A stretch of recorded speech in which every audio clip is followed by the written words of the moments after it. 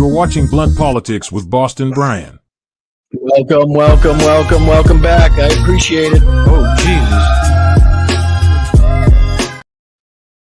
Well, that wasn't supposed to start again. Welcome back to another episode of Blunt Politics, where we try to break down politics, both foreign and domestic, a little easier, make it a little more palatable for the everyday working man and woman. I'm Boston Brian, streaming to you live from a beautiful, sunny southern Boston, Massachusetts. Today, we got a special episode for you. Today, we're going to be joined by our good friend of the show, good friend of everybody's show, it seems like, war correspondent, independent journalist, just all around great guy, Philip Ittner. I'm going to bring him in just a minute. I see him waiting there. Phil, I see you, buddy. A lot going on this week, as usual, when it pertains to politics. Just pick and choose anything you want to talk about, and there's something there for you. You get the Supreme Court hearing their oral arguments on whether or not a president should be a king or a dictator or a monarch, and just, basically whether or not Joe Biden should have the most powers out of any person, out of any president that's ever held the office in the history of this country. You could talk about Donald Trump and his Pecker problems. Spent all week complaining about the temperature inside the courtroom like a little bitch. Also somehow tried to twist around David Pecker's testimony into something good for him, which only Donald Trump could possibly do. You could talk about Joe Biden finally signing the Ukraine aid bill into policy. So now we can start seeing these weapons, the ammunition, the relief start making its way into Ukraine to help these men and women that are just laying everything on the line to try to save and help their country, and literally try to save and help Europe from what is a tyrannical dictator, what is somebody that has told us blatantly what his purposes are, what his plans are, and it's not going to stop at Ukraine. So let me see if I can bring in Philip here. Let's see if I can do this, a little bit of this. I don't know what that ticking is. Can you hear me, Phil?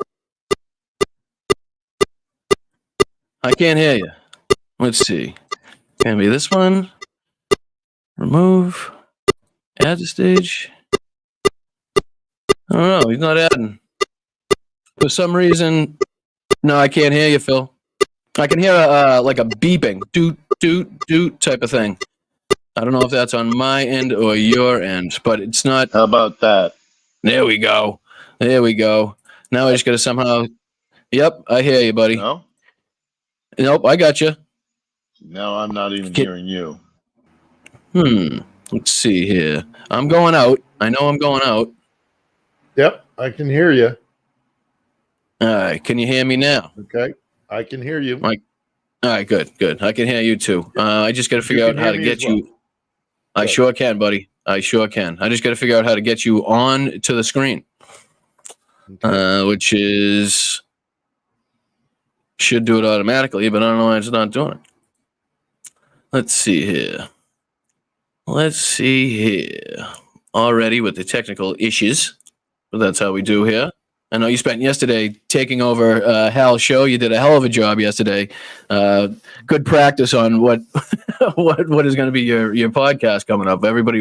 He had a full audience there. All right, so why the hell would you not be in there? It says you're in there, but I can't see it.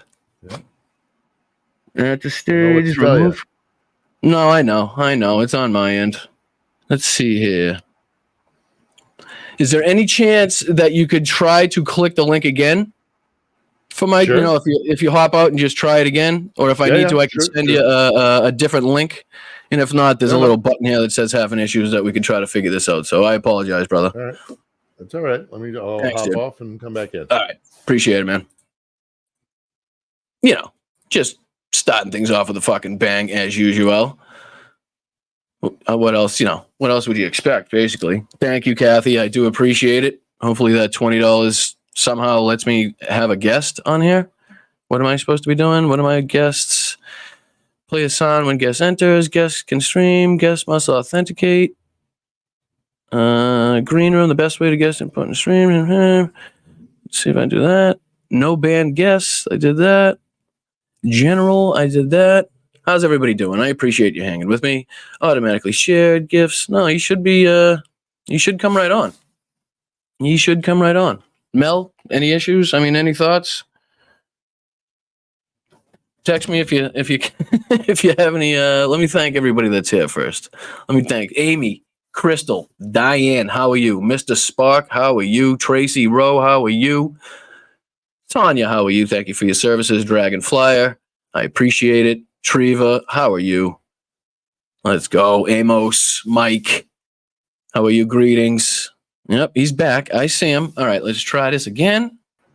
At the stage. I do the guest split. And then I'm going to do it like this. Why are you not there? Present. Video file, extra camera is not there. What a strange world we live in. But you can see me on in the room. Yeah, here. I can see you in the room. You just can't plug me into the. I'm trying to plug you into the old streamicle there. Not crazy about it, but how about that? No, it says your screen sharing was canceled. Make sure you share on the model and not cancel. Settings. Guests. Best way to... No, that's crazy. Recording, virtual background, general. Orientations. Okay. It says you're here. Yep. You're just not here. Yeah, I can see me in the room. I can see myself in the room. And you can see me? And I can see you. Yeah. Okay. Well, let's just start. Let's try the group layout, maybe. Take you out. Put you back in. Well, that's just going to piss me off. Having issues. Yes, I am.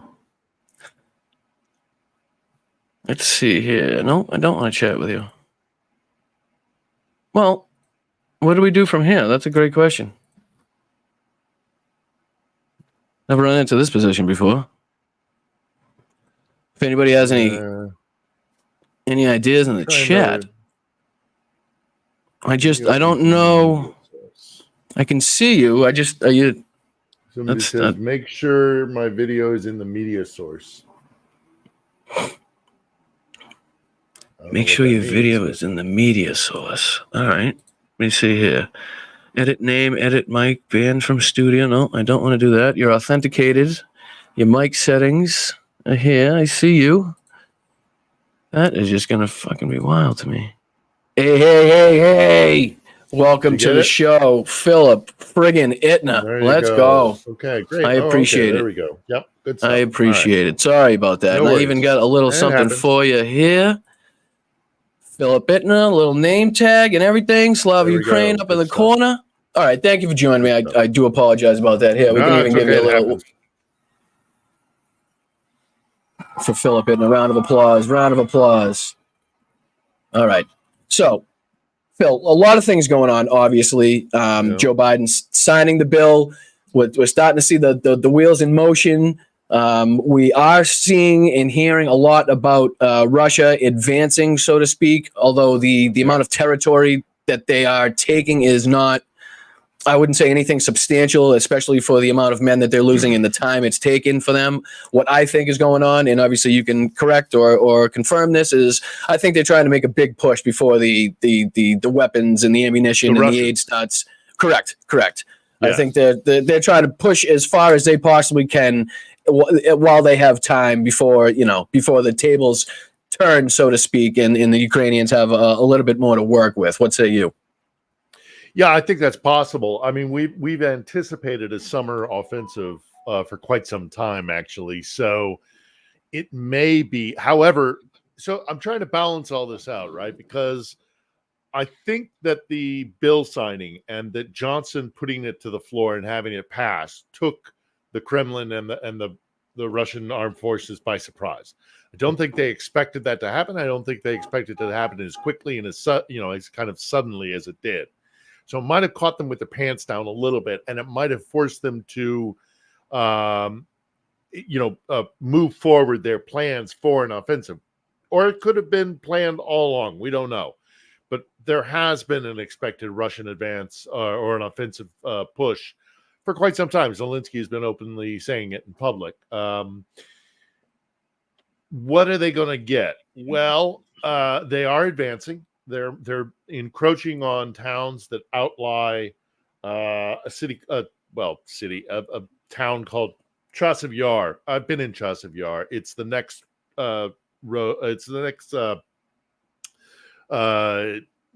urban center after Bakhmut. And I mean, we remember that salient there, Bakhmut, that was fought over for months and months and months.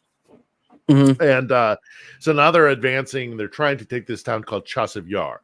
We've heard from Russian sources that Putin would like to see this town, which they seem fixated on this idea that it is strategically important, that it holds tactical and strategic importance.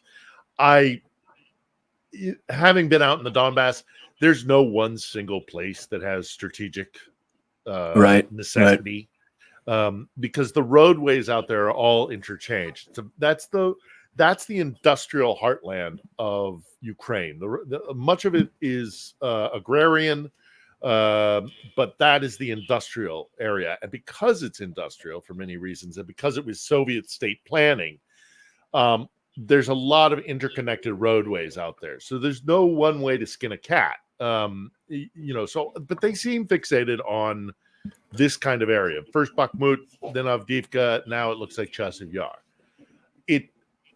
They want to take it by either May 7th or May 9th. May 7th being when Putin is going to be inaugurated. Mm-hmm. May 9th is one of the biggest days on the Russian calendar, which is when they celebrate Victory in Europe Day. Arguably more important than Putin's election day, or depends on if you believe.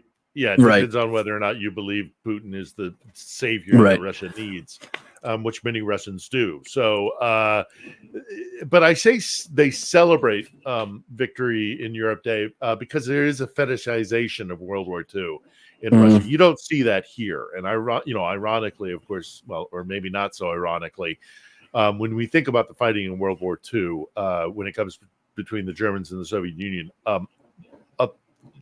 big chunk of the blood, in the majority, I would say, was spilt actually here in these Soviet republics of Belarus and of Ukraine. I feel like the Russia and U.S. are on two opposite ends of the scale on that. I feel like the U.S. doesn't really we should put more stock into, how the men and women of this country risked their lives and sacrificed everything for that time. And I feel like the Russians almost glorify it, over glorify the whole thing. Like religion. It's almost like a religion for them. Right. They've so deified that. And every Russian has a family story about World War II, and not least of which, because of course, obviously, there was a how many people were involved? Serious struggle. Yeah, and a lot of people were involved in that fight. But I make the distinction between what the Russians do with it on their parade on Red Square, and they're dressing up in vintage clothing from the period, and this kind of and I've been in Moscow for these events. Really, they celebrate it. It is celebrated. It is a joyous occasion. This victory over Nazism, but also our establishment as a great global power. Whereas in Ukraine and in Belarus, and I can't actually speak to having been in Belarus during the Victory Day, but I've been here for a couple of them, and it is a much just so more people know, somber. This is nobody working, shops are shut down. It's very somber. The whole 9 yards, right? Yeah, well, yeah. I mean, yes, not exclusively, but generally, yes. Right.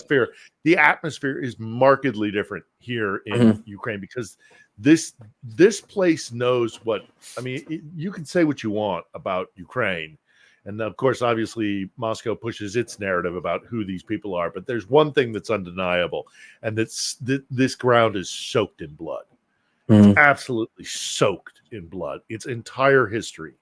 And it's because everybody has used Ukraine as an imperial pawn to be played in a chessboard game with other imperial powers. And they've always used Ukraine as this battlefield as they've traversed through in their attempt to attack one another.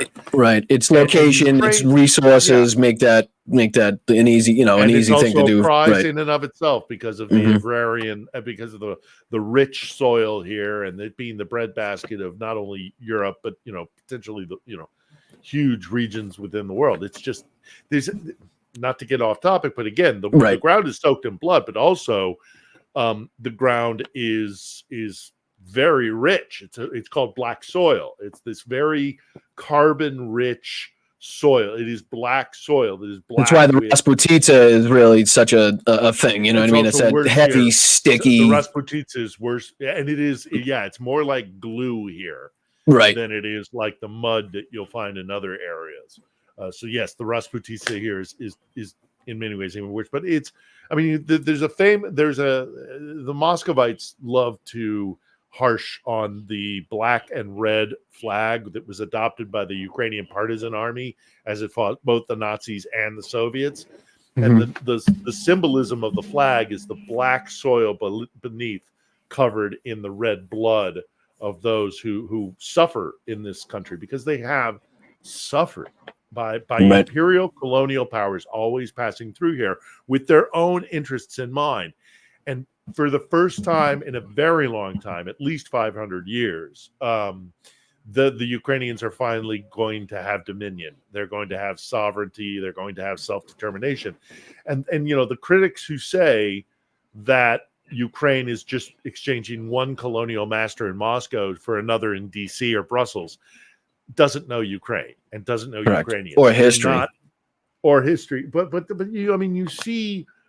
you see this repeatedly in this war already, is that you see DC, for example, saying don't hit oil fields, and they go ahead and they hit them. Don't hit the bridge, and they hit the bridge. Did you notice the change in what they were doing though? So instead of hitting the oil refineries and the facilities that produce it, they were starting to hit the storage tanks themselves, where it's where it's directly about to go into the trucks or into the front lines or whatever, instead of the actual processes that would more affect, I think, the price on the world stage, which is what the United States and the West is worried about. Right, and I think that's horse shit, by the way. I think for us to be worried about the price of oil and gas at a point in our time because of an election is horse shit. As significant as it may be. The Ukrainians will say, thank you very much for your suggestion. We're going to pursue the war as we see fit. And I've seen that not only with the oil fields and the oil storage facilities, but I've seen that throughout this war. That they are no longer going to bend the knee or be a colony of anybody. They're going to be a sovereign European state that will be a power broker. They will be in the driver's seat when this war is over, because as we see the advance of the Russians, and the Russians are crowing right now about, and also the pro-Russian Westerners are crowing right now about the advances being made in Donbas. Firstly, they're not going to take a major urban center they're taking these little towns of 30,000 people, 50,000 people. They would have to take Kharkiv and Odessa to really have an impact on the future of Ukraine. They would have to either take Kharkiv or they would have to take Odessa. They don't have the capacity to do either. My next question was about the defensive lines being built in and around Kharkiv. The fact that, like you were just saying, the areas and the cities and the villages that the Russians have managed to take so far have not been of the size, scale, and scope of a city like Kharkiv, and it's even just to get in and around the city center itself seems to be almost a physical impossibility if you take a look at some of the defensive lines and the defensive structures and the tank traps and stuff that the Ukrainians have been building for several months now in and around that city, in Chazov Yar and in other towns and cities like that. But that seems to be the main one. Yeah, I've seen the Dragon's Teeth, et cetera, et cetera. Well, it's mostly trench lines, but Dragon's Teeth, tank traps, that's definitely out in Donbas. But as you go into Kharkiv, it's more of a fortress. It's not entrenchment lines. It's right. It is clearly meant to stymie armor moving through the city and then attack armor, because look, the city they're going to evacuate if the city falls under attack, which is possible because it's very close. It's 20 miles, something like that, from the Russian border. They don't have to go through Donbas to get to Kharkiv, and they, at the very least, they could shell the hell out of it. But that's the mistake that a lot of the armies in World War II made, is to devastate a city and then turn it into a Stalingrad. Gives them more places to hide and creep and snipers. The city is built for 1.5 million people. That's what it's currently, around 1.5 to 2 million, some estimates, because everything's in flux right now because a lot of people are moving around the country. But even if they evacuate that city, it is still a city built for approximately 1.5 million people, which means it is a massive urban sprawl. Right. And they will make a lot of doors to kick. If I had any compassion for Russian soldiers on Ukrainian soil, I would say, woe be it. Don't do it. Woe be God. Steps into Kharkiv. They'll tear them up. It's also Kharkiv. Look, a lot of these cities in Ukraine are some of them are very similar to one another. Some of them have a very distinct identity and atmosphere and all the rest of it. I equate Kharkiv to like a Detroit or a Pittsburgh. Right. It's a steel town. Yep. It's a steel town. And people who are steelers, people who work in steel and have this resolve. They are a particular beast. Right. They're a particular type of beast, and they do not bend. It is like the steel they make. Like the steel they make. And and it comes from, I am sure, the fact that it's hard work in those foundries. It's working with metal. It's generations and generations of families doing the same thing. Generations doing the same thing. I mean, Kharkiv is the train factory. It is, it's I'm sorry, not the train factory, the tractor factory, which was then turned into a tank factory. These are tough people, and they will make the Russians pay for everything. So they're not going to take Kharkiv, and they're also equally not going to take Odessa. So even they're taking these little towns out in Donbas, and I agree with you, Brian. I think that as they wait for the ammunition to arrive, they might be doing a strategic withdrawal, knowing that now is not the time to fight. Right. The Ukrainians. Now is not the time to fight. Let's cede some territory, fall back to defensive lines until the ammunition comes. Look, in 3 weeks' time, this war is going to be different. And you know what? Their willingness to do that and to not lose needless soldiers in a battle that does not affect the outcome of the war in either way, or a city that does not give Russia any more strategic importance than it had before, in their ability to say, okay, we have this next defensive line set up, let's go back, let's and what I've been hearing that they're doing that they haven't done in a long time is doing a rotation of their soldiers, which at the beginning of the war I was given high praise to Ukraine for because Russia doesn't do that. Russia does not have any sort of rotation whatsoever for their soldiers. Once you're out there, you're out there. You either die, starve, dehydrate, or all of the above. But Ukraine, as the manpower shortage and as the ammunition shortage got more and more, say dire. Less and less men were being rotated from the front line. So it's good to see that in the last couple weeks now, before the ammunition and the aid arrives, that some of these men and women that were on the front lines get some R&R and get their strength back for when the ammunition does arrive, and then they can make. I don't know. See, another thing is, I don't know. I'm going to ask you, so another one of my questions is, where do you see this war in 6 months?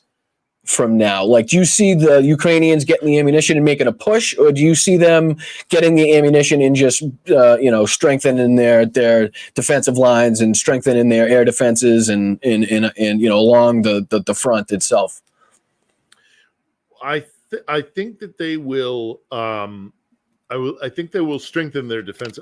This is according to what they themselves are saying. They are looking at a defensive line, that they're reinforcing their defensive line and holding it.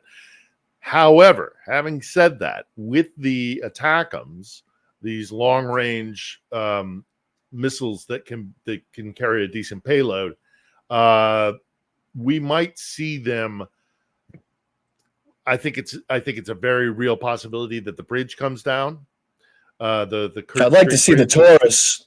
I'd like to see the Taurus enter Ukraine. That would be really, really nice to see. If the Germans would get their act together, but the Germans have all throughout this war it's like pulling teeth with the Germans when it comes to Ukraine for a variety of reasons. I suspect. Now, do you think they recognize the danger and they want the weapons for themselves just in case, or do you think they don't seem to recognize the danger and it's just I think they're afraid of provocation with the Russians, but I also cynically, in my more cynical hours, I think there's a very real possibility that they know that a victorious Ukraine is going to be a huge power broker on the European stage. It's an enormous, by European standards. I mean, this will be the largest country in Europe. I don't think people know that either. I don't or understand that the size this is going to be the largest, and it's a juggernaut potentially economically if it can deal with its corruption problems, which are exacerbated in no small part because they've been occupied by Moscow for centuries. Correct. And Moscow has always stolen their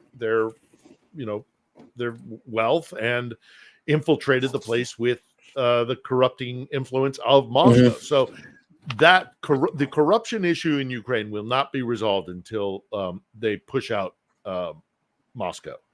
But it is a top priority here because they do know the potential of this country. They are very forward looking. I had an interview with a Ukrainian history professor once, and he told me that unlike other powers who always, when they fall into trouble, they hearken back to the glory days of their empire. We see this with Trump, make America great again.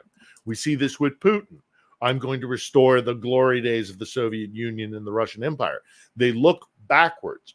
Ukraine has never had a period of time since the 9th or 10th century when they were one of the fifth largest human population centers on the continent. But since that time, they have always been subjected to other powers controlling their land. Right. They have a future. They are looking to a future. It's a very hopeful place. They want to build something here. They want to build a liberal democracy in the Western style, and they can do it. There's not a doubt in my mind. But they got to win this war first. It's amazing the difference in the mindset. Repel. It's completely different. It's the. I mean, the first time I ever came to this country, 23 years ago, I was living in Moscow. I'd been living in Moscow for 4 years, and or 3 years and change. I came down here for the 20th anniversary of Chernobyl, and I came down here for the visit of Pope John Paul II, the first pope to visit Ukraine in history. And I got off the train after living in Moscow for 3.5 years, and they spoke the same language. You could see the Soviet influence, but it was immediately a different atmosphere. It was Europe. It was not Russia. Russia only calls itself European when it benefits them. You always bring up the double-headed eagle that they use, where one's looking east, one's looking west. So they have one foot in each pool, and they try to pretend on one foot about it, and they want to destroy it on the other foot. Yeah, and right. And they do. They accept it. They love it on one regard. They want our Western technology. They want our Western, and they want to be seen as luxuries. They want to be on parity. They want the respect of the other European powers. They want to be respected like a France or a Germany or a Britain. They want to be taken seriously. But the problem is, they don't act seriously. They always, when they come onto the global stage, because they don't believe in the rule of law, they think cynically that the rest of the world is only pretending to believe in the rule of law as well. Right, And we unfortunately give them ammunition every time we fall short. Every time we fall short of our ideals, and they're very good at using that against us. And they're very good, but they don't care. Right. They don't care. It is a tool. It is a cudgel that they use against the West to point out every time that we fall short of our ideals. But the problem is that the alternative they offer is brutal. It is the law of the streets. It is the jungle. It is power for power's sake. Power is always binary. Doesn't the Azov Brigade have? It used to have an SS insignia, the Azov Brigade, but they changed it. The Azov, you got to understand, the Azov Brigade is not the Azov Brigade of 2014. In 2015. It was disbanded and kind of broken up among the military, correct? Yes, it was broken up, and what they did was they banned fascist or Soviet slogans, iconography, right, or propaganda or whatever. And actually, the fascists within the original, not that. Well, yeah, I mean, they're far right. Listen, every country has them. It's ridiculous. It's ridiculous for anybody in this country to say, or in Russia even, might be even dumber for anybody in Russia to say it, that they have that any other country has some sort of right-wing fascist Nazi problem, when the skinheads in Russia, and when look at some members of the U.S. military, look at the people outside of Disneyland in the United States. I mean, you don't have to look very far to find one in Charlottesville. I mean, you don't have to look far. So I think the way that Ukraine has handled it so far, because it was called out at the beginning of the war, a lot of people hopped on that at the beginning of the war. So the way that they handled that was I think better than most countries would have handled it. As I say, they had a clean house, a cleaning of the house in 2015, and a lot of the more radical far right elements were expelled. And they all went to kind of Turkey and stewed there for a while. And then when the major war, when the full-scale invasion happened, some of them, have returned. And that's that's cause for concern, but they don't have any real power. It's also out of necessity. Ukraine right now cannot be in a position to turn away anybody that wants to fight and help them survive. But that's just the facts of the matter. Correct. No, right. But and they don't want to change one autocratic system for another. It doesn't help them in any way on the world stage either. Ukraine knows the more that stuff gets out, the more that becomes a problem, the more trouble they're going to have in getting Western countries to back them up and to. And they don't want it. They also just at a grassroots level, like I live here. I live amongst the Ukrainians. I can tell you that they would not accept a fascist government. They wouldn't. And right now, I mean, they vote, and they have legitimate elections here, and they have rejected that kind of far right authoritarian. They've rejected authoritarianism of all types. Corruption is still a problem, but authoritarianism, 100% they push against it because they've lived through it and they don't want to return to it. They aspire to be, and this is the thing that kills me, is that they don't just aspire to be a liberal democracy. They don't aspire to be a European style democracy. They want to be American. They want an American type of liberal democracy. They seriously admire our Constitution, our Bill of Rights. These are the kind of things that they look to. They're not even looking towards Europe. They're looking at us, and they want to emulate us, for better or worse. But this is not a Nazi.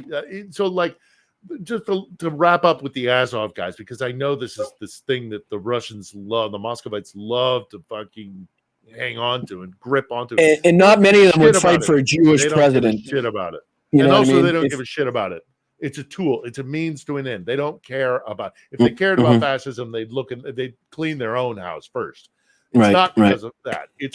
Funny enough, you don't hear the denazify that much. I haven't been hearing that much at all lately. It has diminished. But the Azov guys, They had the sweep in 15, which was not as easy as it sounds. They had running street battles. That's how contentious this was.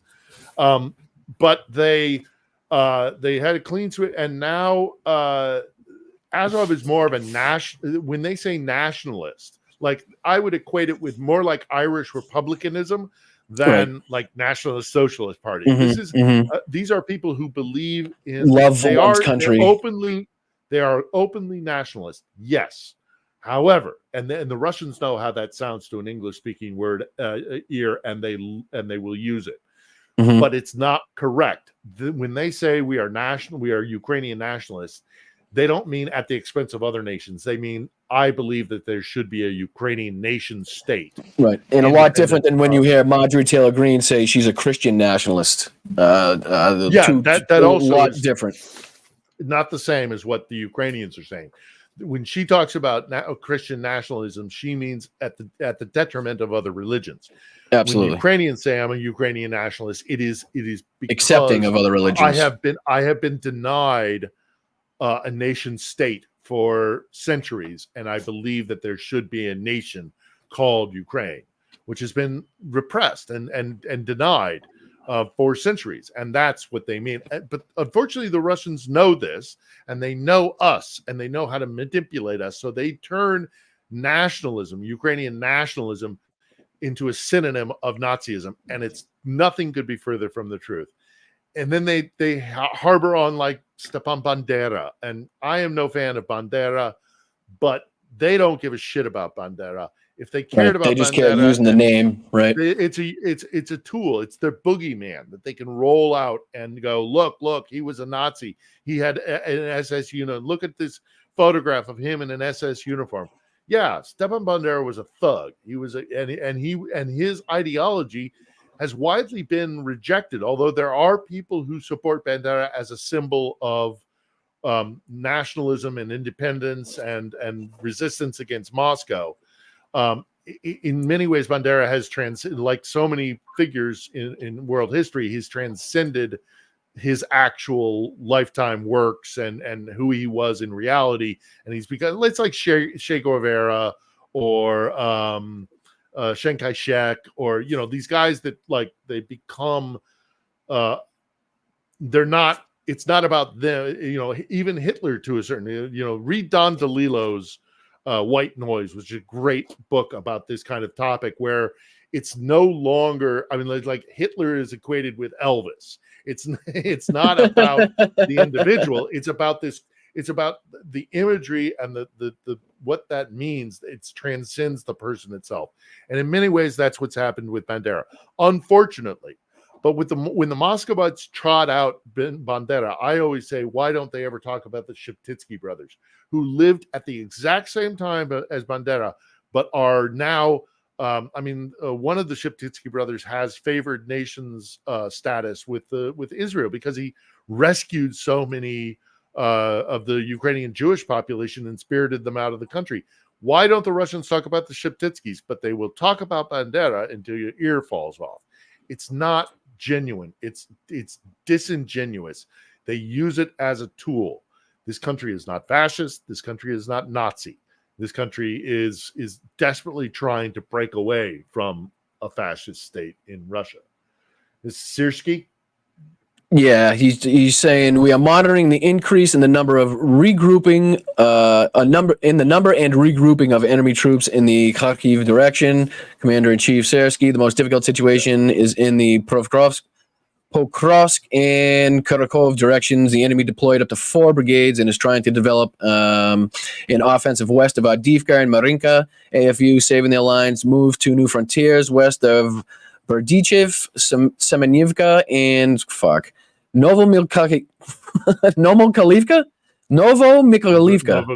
Jesus Christ. Heavy fighting continued across the front lines this week. The situation escalated. So I was going to ask you about the attacks in and around Krasnohorivka, Avdiivka. I know the Russians, it says they're attempting to outflank the Ukrainian defenses to the north and also break west at the same time. Just curious on your thoughts on that situation. Well, ultimately, it does look like they're trying to make a push on Kharkiv, but it's it's a fool's errand. They don't have the capacity. They absolutely do not have the capacity to take an urban center like Kharkiv. It's not good, but it's not dire. And I do not think this will be some sort of major breakthrough or some sort of collapse of Ukrainian forces. They are not. It's not going to turn into a rout. That is not going to happen. Especially since they do know that munitions are on their way. So I'm not stressed about this. They will fall back. Russia will look to be gaining ground, but ultimately, this is a good chunk of money, this 61 billion, and not only does it give license, not only does it give a lifeline to Ukrainian forces, but it also gives license for other NATO member states or other states to say, okay, the Americans are still in on this. I feel much more secure in contributing more. I mean, the Danes have only just announced that they're giving every single F-16 that they have. Their entire stockpile of F-16s are going to come here. Not least because they're getting F-35s and they can backfill, but still, it's Russia had hoped that this would be a pretty quick operation. It's not going to be a quick. It is not already. It's not a quick operation, and this will fund the war effort for a good period of time. I mean, who's to say how long? That's Kharkiv, them hitting the television tower, which is sucks. They're going to attack Kharkiv. Sorry, let me mute it. Out of there's Odessa. Yeah, no, they're as being as aggressive as they possibly can be before the munitions show up. But the munitions will show up. And they will get resupply. And there's as controversial as the latest conscription law that's being passed here in Kyiv, where they're being much more stringent and they're starting to call up men in their 20s. They're changing the age grouping. Was it to 25? Is it down to 25 now? 20. Yeah, it's 25, 27 was the latest bracket that's been opened up, I believe.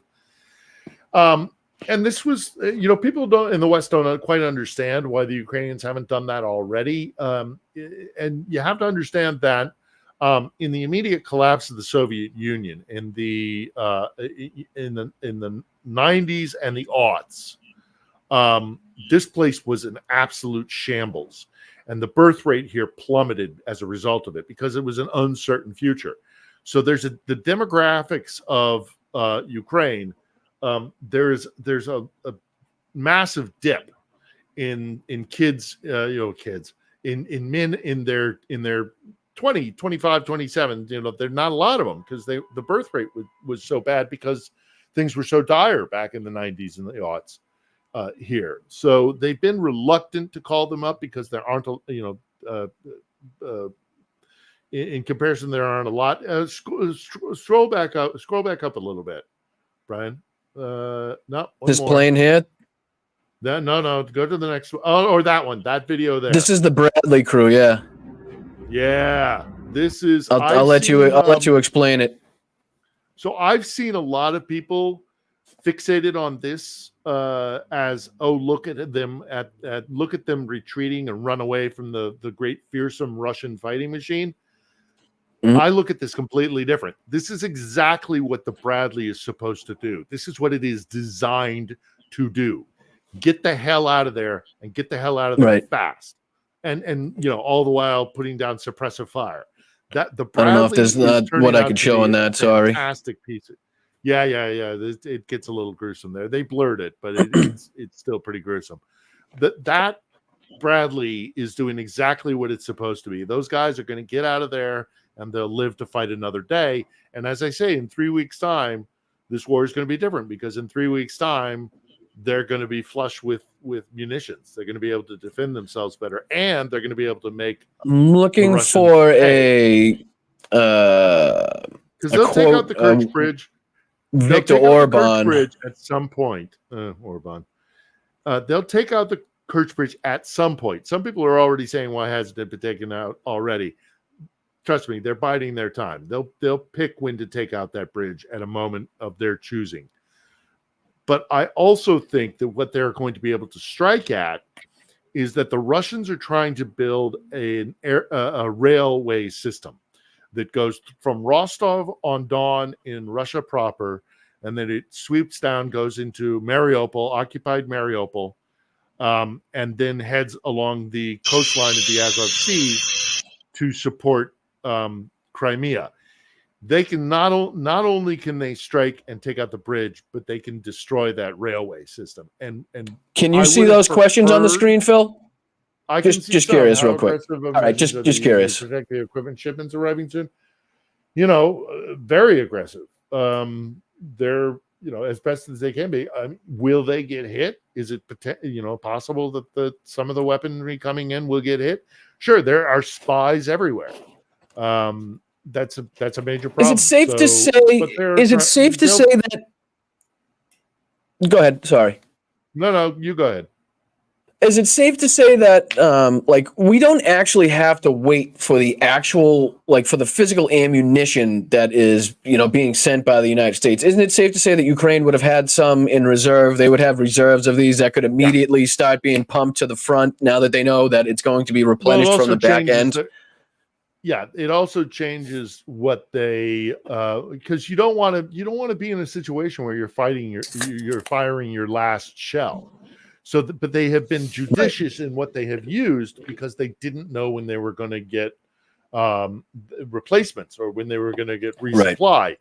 Now they know they're going to get resupply, so they don't have to pull their punches. They don't have to keep their powder dry because they know that something is coming behind it. So already we're seeing a difference on the battlefield. But again, it's undeniable that Ukraine is ceding territory to Russia right now. I suspect that will change. I suspect that there will be a solidification of the lines, but I also think that they'll strike behind Russia's lines. And I was going to say, is I would have preferred for there to be Ukrainian troops on the shores of the Sea of Azov to bifurcate their ability to resupply Crimea by land, and I still think that's a possibility, but it's not. It's going to be a tough fight. But what they can do with the ATACMS now is to disrupt anything that is coming from Rostov on its way down to Crimea. And this war is about Crimea. This war will be decided. It will be concluded. It will be decided when it comes to Crimea. And I think, and again, this is my assessment and my opinion. It's by no means a guarantee because war is tricky. War is a thing that will change on you in a minute. But I do believe that they can put Crimea on the table. And if the Russians realize that not only is Odessa lost to them forever, which it is, but if Crimea additionally is also put at risk, you have to understand the importance of the Black Sea to Russia's sense of its destiny and where it wants to be in the world. Peter the Great, not to go into a history lesson, but we are living history, and this is the culmination of Russian history. Peter the Great, in the early part of the 18th century, dies saying Russia must be a naval power, great naval power, if it is to compete with other European powers like the Brits or the Dutch, in particular, because that's where Peter was.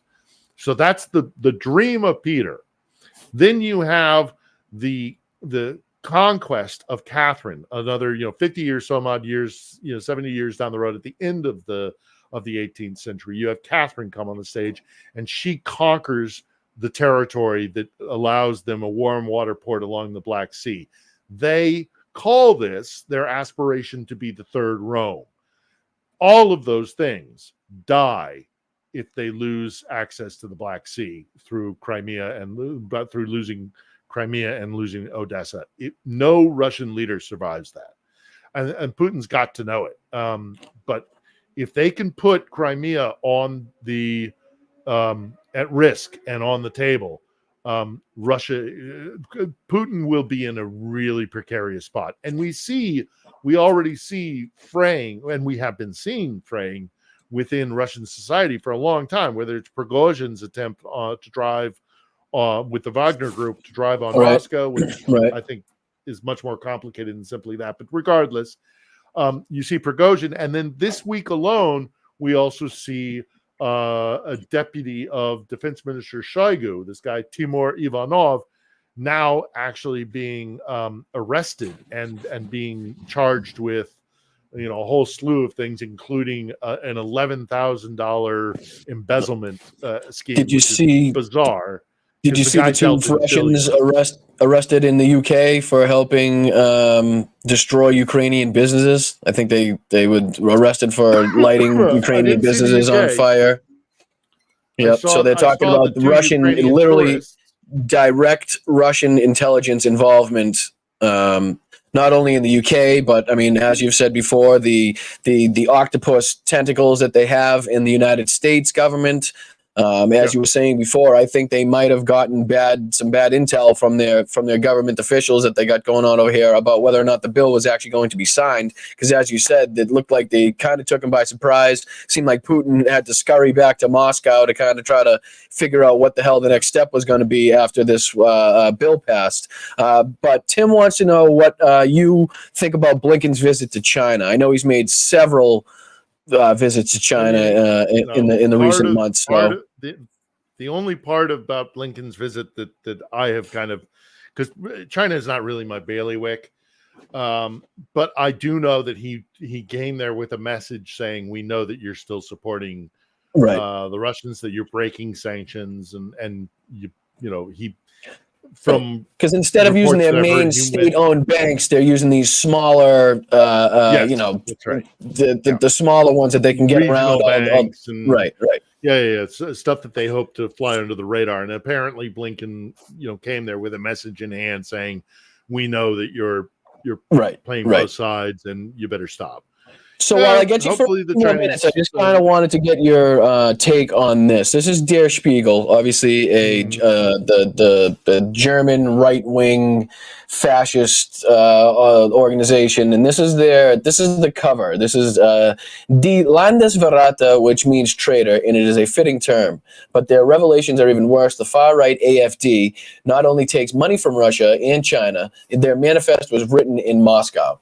1.5 years ago, the Russian government was developing a strategy paper on how the AfD can get votes in Germany. The core method was to sow division and hate, exactly what the AfD is doing. Top members were caught using the content of this manifest almost word by word. Nothing surprising. The treasonous Quisling character of the AfD is well known. Quisling being Vidkun Quisling, who was the traitor in World War II that worked with the German military. The Nazis. What was the Hitler-Stalin pact back? Norway, I believe it was Vidkun Quisling was. It was a Scandi country, right? Positive. Somebody in the chat. I think it was Norway. I don't know why I'm blanking on it right now. Anyhow. Anyway, but you can see the Russian flag on it. Yeah. You can see the Chinese pin. You can see the dragon and the money coming out of the pocket. I just kind of wanted to get your take on how it's spreading, basically. We better wake up.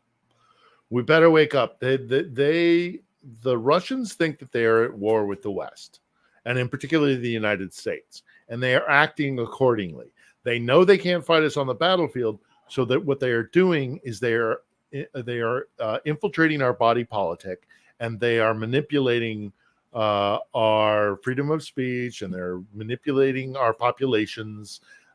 They are sowing conflict, internal conflict, domestic conflict. And they are getting their people who are fellow travelers or who are useful idiots. They're getting them elected with cause and with good reason. They're I mean, the Brits. We see it in Britain. I was in Britain working for Sky News when Brexit happened. I am convinced, and there still is 20 and 22 years old. Yeah, sure. Yeah, the two men. Absolutely. Yeah. No, they are attacking us. They are attacking Western institutions. There are democracies. They are trying to divide us to cause rifts and they keep saying that they're fighting Nazis in Ukraine. Well, what they're doing in other countries is supporting far right because they don't care about the far right. They're using it as a tool to destroy us. And so they're supporting Le Pen. They're supporting Orban. They're supporting the British Nationalist Party in the UK. They're supporting. Look, I mean the Der Spiegel article there. If you don't think that this is happening in the United States, you're fooling yourself. You're kidding yourself. They are inside our body politic in the United States of America, and they have infiltrated it, and they're turning us against one another. They know the fault lines. So it's they are using any division that exists internally within the United States. They are using it against us because they know that. I mean, it's Khrushchev back in the 1950s at the UN saying, "We will destroy you without firing a shot. We will, we'll turn you against one another," and that's exactly what they're doing. It is if you see their MO, if you know their MO, you see it so clearly. And it's amazing. It's amazing to think that a country is acting and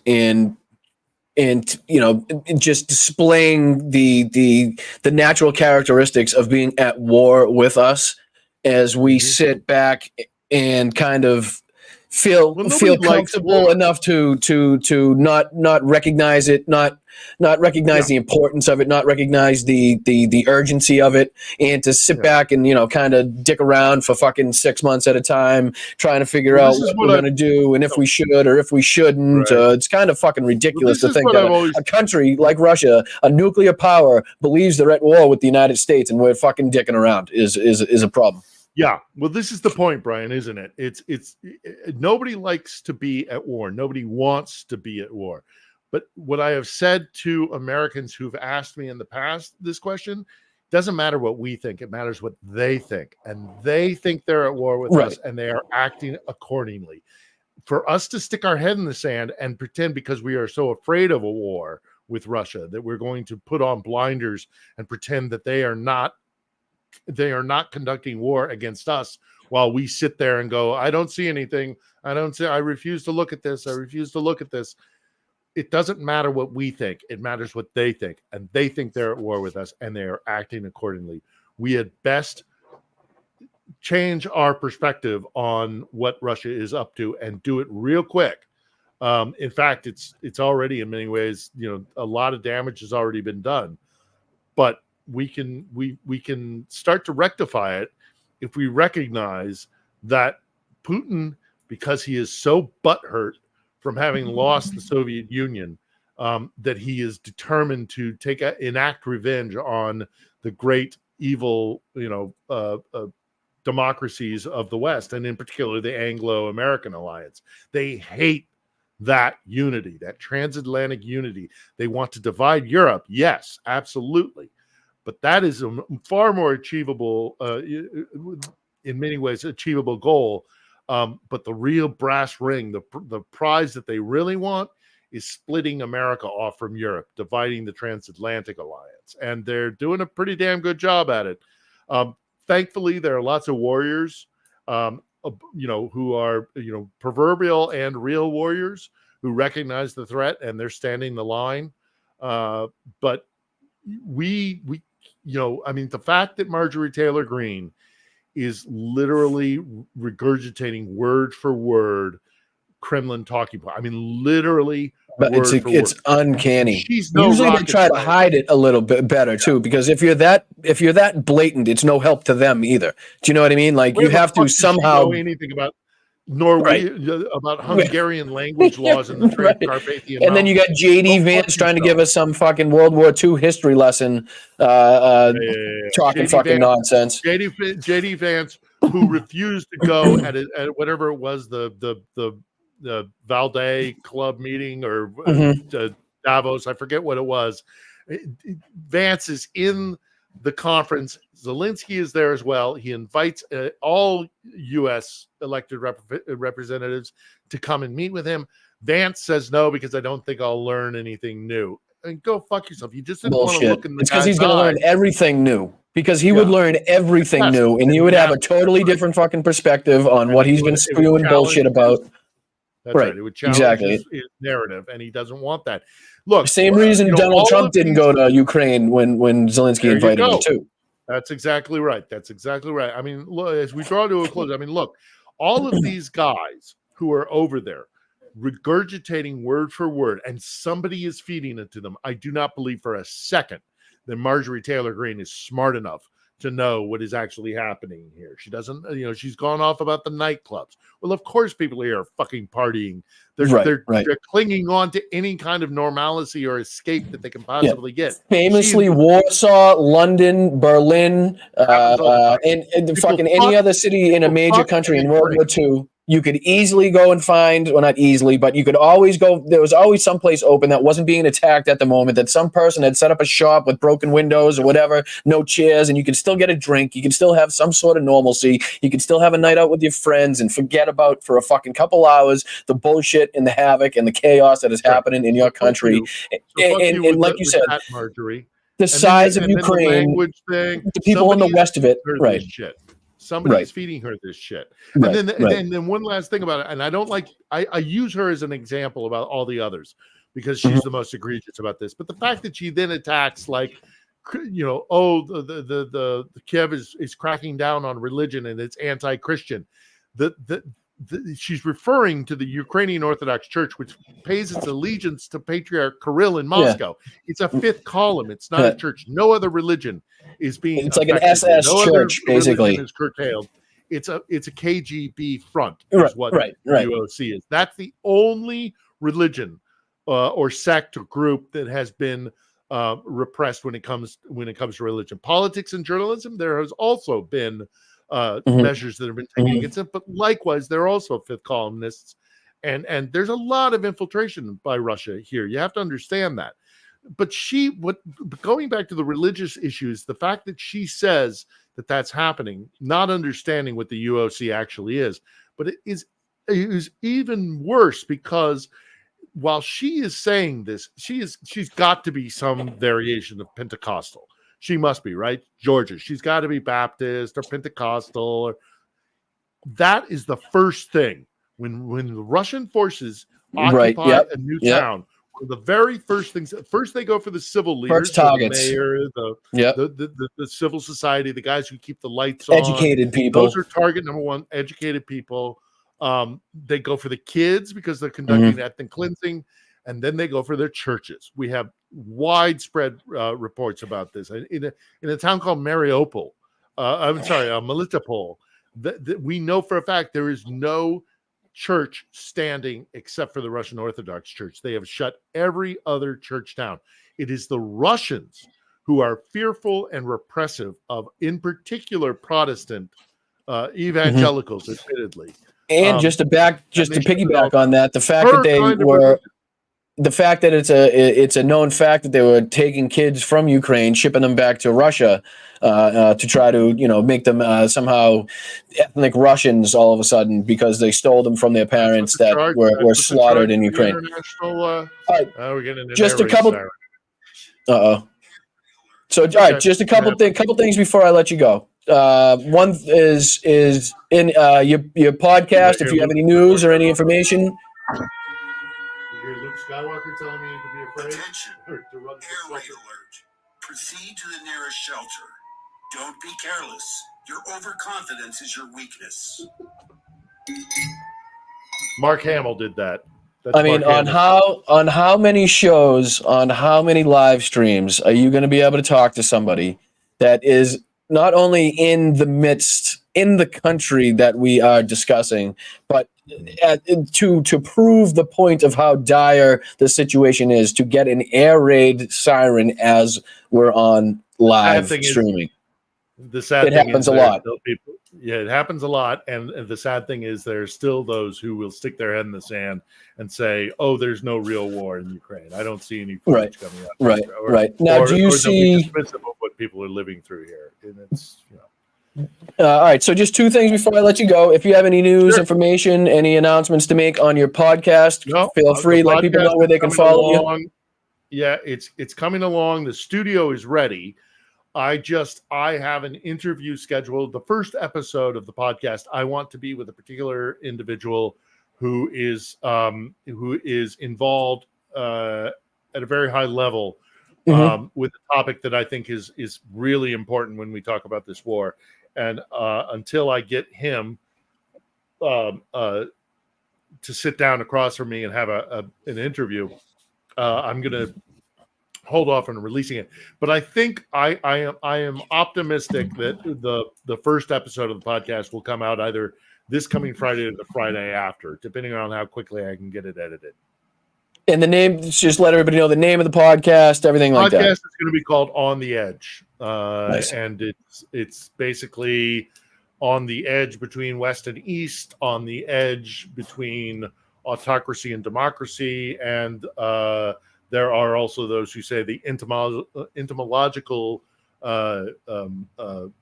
meaning of the very country in which I'm located now. Ukraine is actually on the border. So it's disputed, but anyhow. So just another question: is On the Edge? Is it going to have its own YouTube page, or are you going to kind of post it under your channel? I'll do both. Okay. I'll have a playlist on my channel that'll be exclusive to the podcast, but I've also secured the URL, so we'll put up a website at some point. Perfect. If we get a large enough audience and there's interest, and then I'll have a channel dedicated to just the podcast On the Edge in and of itself. If there is ever anything that I could possibly do to help you out in any way, shape, or form, whether it's getting the word out here, whether it's whatever it is, you just let me know and I'd be more than happy to do it for you. I appreciate your time. Please stay safe. Please be well. Keep representing the United States over there to the best of your ability, because I know you do. I've watched a lot of your even older YouTube stuff where you're just kind of walking around the markets of Ukraine, tasting different food, living what the life that these people want to live, free of missiles and drones and Putin's bullshit, just everyday life, just normal people. If I can just conclude one last thing. I mean, that's a very good point and a good way to draw this to a close. These people want this war to end. Oh my God, I want this war to end. Everybody, more than anybody on the planet, these people want this war to end. But they can't bend the knee to Moscow, because in any way, Moscow cannot benefit from this war, or they will come again. They know their enemy, and they know that the Moscovites, if they win this war, they will repress, they will destroy Ukrainian identity. It is an existential fight for them, and they know it. So as much as they want this war to end, so those of you out there who may be hearing like, oh, we're fighting to the last Ukrainian, or Zelensky is being, is forcing the war to continue. No. Ukrainians know what they're fighting for, and they will keep fighting. Our option is either to support them or to watch as a literal, and this is not hyperbole, genocide happens here, because the Russians have openly said that their intent is to destroy the idea of Ukraine, not just the nation, the idea. So they're going to keep fighting. Do we support them or not? That's what we have to decide. And thankfully, we have a president right now who knows what's up. And but if the other guy gets in November, which I don't believe is going to happen, but if he does, Ukraine's screwed. And if Ukraine is screwed, Europe is screwed. And if Europe is screwed, we're screwed. This is a ripple effect. And this is where the future of the world is being determined. As bad as things are in Gaza, world wars don't start from the Holy Land. They start from this neck of the woods. So let's hope that we can be contained, that Ukraine can win this war, and that Russia is pushed back from its imperial folly. Hopefully they'll change. Wow. Well, I appreciate it so much. I appreciate your time. I know it's late there. It's got to be, 10 o'clock, a little past 10 o'clock? Yeah, we're going up on 10. No, a little past 9, but we're heading up there. Well, I appreciate it. And what is it? It's all good. It's all good. Do побачення? Do побачення, друзі? Yeah, that'll work. I'm trying. I meant to say привіт, мій друзі. Як ти when you came in, but I was trying to figure out how to get you on the fucking camera, so I forgot. All right, Phil, anytime. enjoy the rest of your night. I do appreciate you. Everybody in the buddy. chat, appreciate you. You take it easy. All right, we'll catch you next time. All right, man. Thanks, brother. Appreciate it. All right, guys. Philip Ittner live from Ukraine. Let's go. Let's give him a hand. Thank you very much, Phil. I do appreciate your time. Appreciate everything you do for Ukraine. All the awareness that you spread. You know what we should do? We should give him a cheer. Let's give him a cheer. Why don't we do that? Why don't we give that? He deserves it.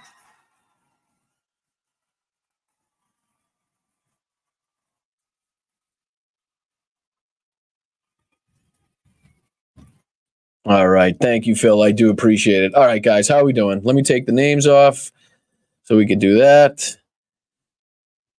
Let me see here. We're going to do a little bit of that. All right, guys. You're watching Blunt Politics. I'm Boston Brian. That was Philip Ittner live from Ukraine. We do appreciate his time, his energy, his efforts. How's everybody in the comments doing? Let me take a look at the chat. You guys feeling left out because I haven't said anything to you yet? Jim, what's going on, buddy? How you doing, Kathy? Hi, Gino. I did see it. Peter. Fucking Peter, you motherfucker. I fucking appreciate you so fucking much. One of these days we're going to meet in person and I'm going to give you a big fucking hug, shake, whatever you want. Well, I'll give you a little shake, shimmy if you want, because you're the man. I do appreciate your support. Colleen, thank you so much for the 20. You are the best. Thank you to whoever just gifted the subs too. I totally missed it, but I'm going to scroll up because I can do that. Seven Dust. Let's go. Wasn't that a band? Was Seven Dust a band? Do I remember them as being a band? I think they were. Adam, how are you, buddy? Thank you for your services, dude. Diane, as always. Mozart, Scotty B, Tanya. How's everything?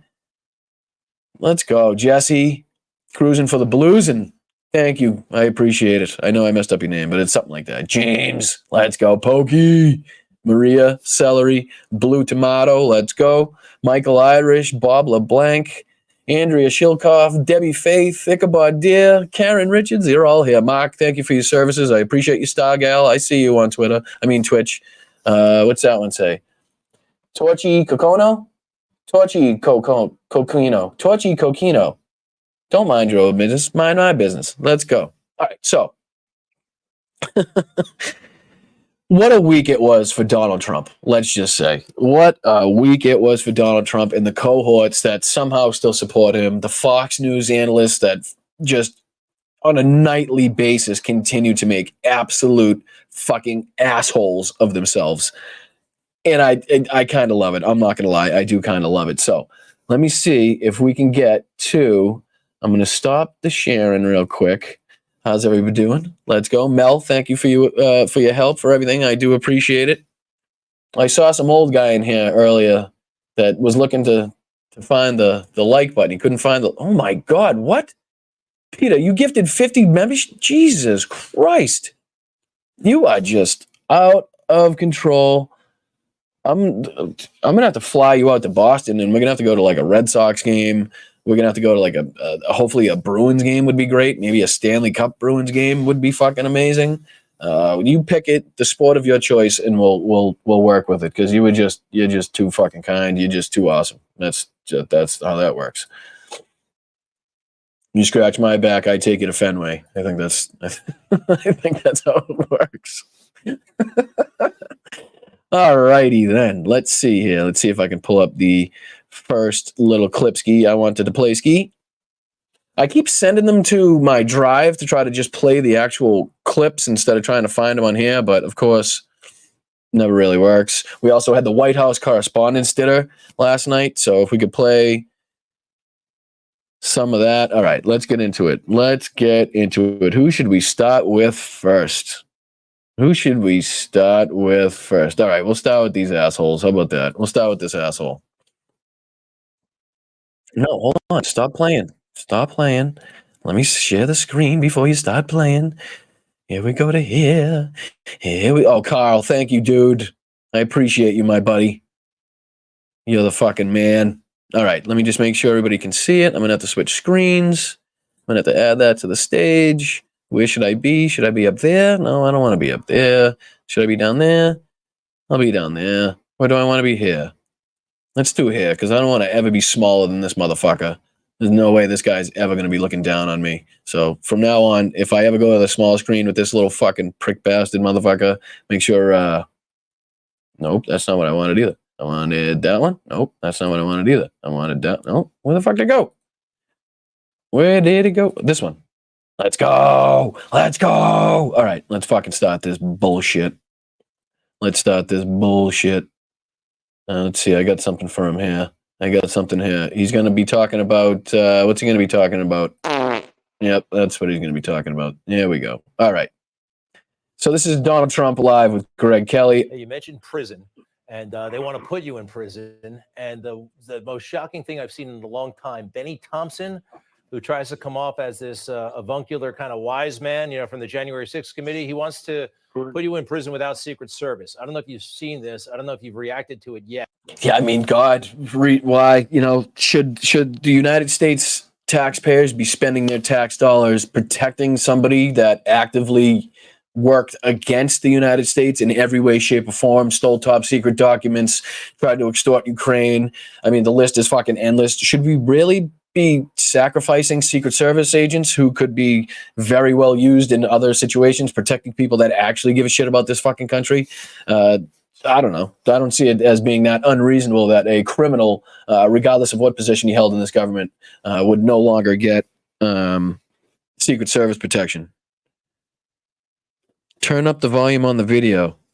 Turn down my mic a tad. Christ. I don't know how to turn it. Oh, I can turn up the volume. All right, hold on. One sec. Everybody's yelling at me. Volume up. Volume up. Let me know if that's any better. He's got a proposal that would terminate Secret Service. Now, I don't think you're going to jail, but let's face it, theoretically, it could happen. He wants to deprive you of your Secret Service if you go to prison. These Democrats want you dead. You really? No, we don't at all want him dead. At all. Some of us may say that in jest. Some of us may say that in anger. Some of us may make a passing joke about that, but in no way, shape, or form do we or I want Donald Trump to be harmed because he's an asshole, because he's a con man, because he lied, cheated, stole, because he raped, defamed. I don't want him. I just want him to be held accountable. I just want him to have to fucking see justice for one time in his motherfucking life. So that's what I want. I don't want anything. Again, I don't want him to be harmed. I don't want him to be anything like that. That's not what we're asking for. That's not what we want. Just wanted to throw that out there. So let me fucking do a little bit of that. Yeah. Right. Broken, humiliated would suffice to me. Torchy Coquino. That's exactly right. In jail, or let's say whatever the process is, because we're not going to just automatically assume whatever the process is. We obviously have to respect the court's decisions, but guilty, broke, humiliated, perfect with me. Yeah, because I'm the one that turns things around. I'm the one that had the best economy in history. I'm the one that had the best border in history. I'm the one that had the low energy prices, and we were respected all over the world, and we were doing things like nobody's ever. I mean, again, nothing says respect like killing 1 million of your own people because you didn't take a fucking worldwide pandemic seriously. Nothing says respect that, man. Ever done, and we had the best economy ever. I mean, if you think about it, we had energy prices at a level like nobody's ever seen. We were number 3 or 4 in energy, and by the time I finished, after 2 years, we were number 1 by far. We were beating. So, how are we doing now? Huh? How are we doing now? How's the economy doing? How's the oil doing? How's the jobs doing? How's the everything doing? How's the unemployment doing? How's the infrastructure doing? Oh man, all of it's doing really, really fucking well. It seems like, we got ups, we got downs, just like every other fucking nation. But on the whole, I like to see my graph going up. Unlike Truth Social's fucking, which somehow has seen a little bit of a comeback, which is fucking hilarious. That Donald Trump he actually posted, I think the stock was at 43, 42, maybe something like that. And he's posting that on his Truth Social. Like, that's a good thing, considering it started at what? What did it start at? 75? I forget what it started at, but it's fucking down. It's down. So for him to tout, oh, it's just fucking, it is sweet. It is sweet. Saudi Arabia and Russia, and we were going to beat them both combined. Right. And think about the nations. That's WW. That's good point. Good point. To think about inflation on a totally fucking solitary basis is just asinine. The entire world is trying to deal with these same shipping changes, where things are made changes, price changes. Whether it's not this company used to ship it, but they lost a lot of people due to COVID, so now we have to find another shipping company to ship it, and they're located farther away, so now it takes a little longer, or vice versa. I mean, when you look at Turkey, when you look at there's many other countries that you can look at that are struggling with inflation and doing a lot worse than the United States. So you got to look at the global scale of everything, and not just us as an island in the middle of nowhere. I mean, look at the bigger picture. Same thing with crime. Even though the crime is down, people are talking more about these smash and grab things, so to speak, where groups of guys or men and women are going into stores and kind of taking what they want. That is a problem all around. Here, check this out. That's a problem all around the world. UK shop. Let's see here. That's not just a United States problem. That's a people struggling problem. That's that's an all around the world. Let's see. Here you go. Can you see this? Let me see if I can share this real quick. Let me see this. Share this tab instead. All right. Can you see this? Let me make it a little bigger for you. This is just a quick example. Nothing to be read into this, but shoplifting offenses rise to highest levels since records began. Store thefts jumped by more than a third compared to 2022, with 430,104 offenses recorded last, I want to say 12 months. What's that say? I would say 12 months, figures show. And this is in the UK. This is not the United States. This is in the United Kingdom. So people are dealing with this problem all over. It's not just a United States problem.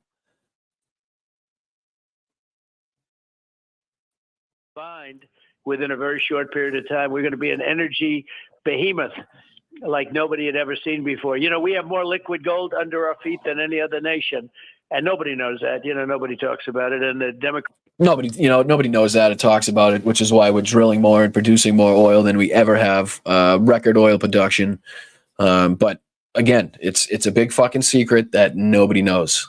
Clearly, the only person that knows about it is Donald Trump. He's the only person that knows where that big fucking pipe coming out of the ground is, that you just stick your mouth over and suck the oil from the fucking pool under our feet that he thinks exists.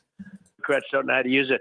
Biden goes out and buys the oil from Venezuela, and it's bad oil too, by the way. It's tar. We call it tar because no, tar is a specific thing with a specific chemical makeup. I don't know. Maybe I'm wrong on that, but it's not tar. And we have the only factory, we have the only plant that can refine it. It's in Houston. So, you can imagine if they're talking about the environment. I'm not a huge oil expert, but I would find it fucking really hard to believe that we have one oil refinery in Houston, Texas, that could possibly refine this oil. I don't know. Some comment, if I'm wrong, let me know in the comments, but that just seems fucking ridiculous. What's pouring into the air from tar, but we're getting a lot of our energy now from Venezuela. They used to be the enemy. Now all of a sudden they're getting rich because of this guy that doesn't have a clue what's happening. So we have to win, or we're not going to have a country. We literally, and you cover it so well, we're not going to have a country. You can't have borders like that. You can't have a bad economy. He wants to raise taxes by 4 times what you're paying right now. Think of it, 4 times what you're paying right now. And the Green New Scam is taking up all our money. We're spending trillions of dollars on the Green New Scam, and that includes everybody has to have an all-electric car, which is impossible because you can't make that electricity. But, you know, these are minor details. But they want to go EV. They want to have electric vehicles. I know, God forbid. And this whole like electric vehicle mandate, still nobody has been able to produce or show me this mandate telling people that they need to buy an electric vehicle within a certain period of time. Because if anybody can produce that policy or law that says that that's going to happen, I know we're saying what we'd like to see and what we're aiming for and what would be good for the environment, but I've yet to see anything that says you're being forced to buy an electric fucking vehicle. Correct me if I'm wrong. At least 50% in 6 years. And right now you're at 5% and nobody wants them. And they're fine. You know, you should have a choice. You could have an electric car, but you have to have other types of cars, everything. I mean, there are a lot of different forms of push. It's a lot of different forms of push. Oh, why don't I have that drop? Why don't I have that drop? Oh my God, I just thought of that. Do you remember when he said that shit? Do you fucking remember? And other forms of push, he called it.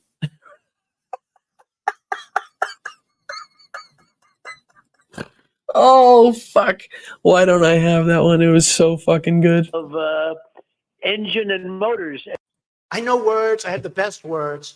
But there's no better word than stupid. And you have to be able to choose what you want. And we have the greatest manufacturing capability, but China had been stealing. I stopped it. Now they're going back again. You know, they had been stealing what?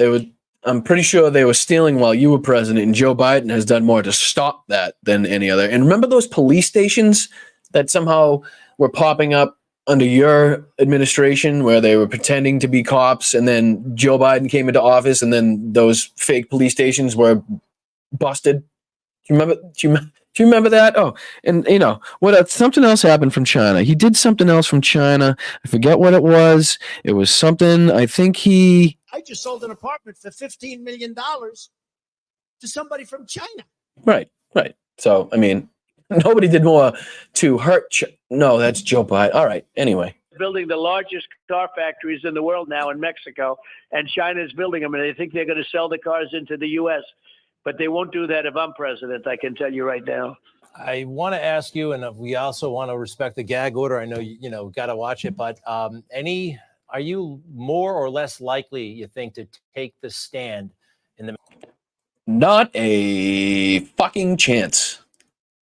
Zero fucking chance. Honestly, it would be great. It would be so fucking great to read that transcript of Donald Trump taking the stand in this trial. He wouldn't be on that fucking seat 2 seconds before it stunk like shit and he perjured himself. Not a fucking chance. Case right now, I know. Well, I would if it's necessary. Right now, I don't know if you heard about today. Today was just incredible. People, you know, if he were to take the stand, his lawyers would really be fighting uphill.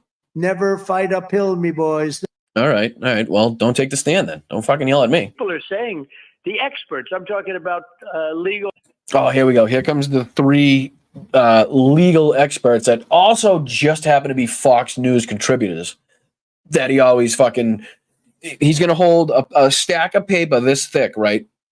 And it's literally all from three fucking people. It's one headline printed out 47 times by each person to try to look like it's the fucking thing's ridiculous. Andy, what's he say? Andy fucking something, douchebag, Magoo.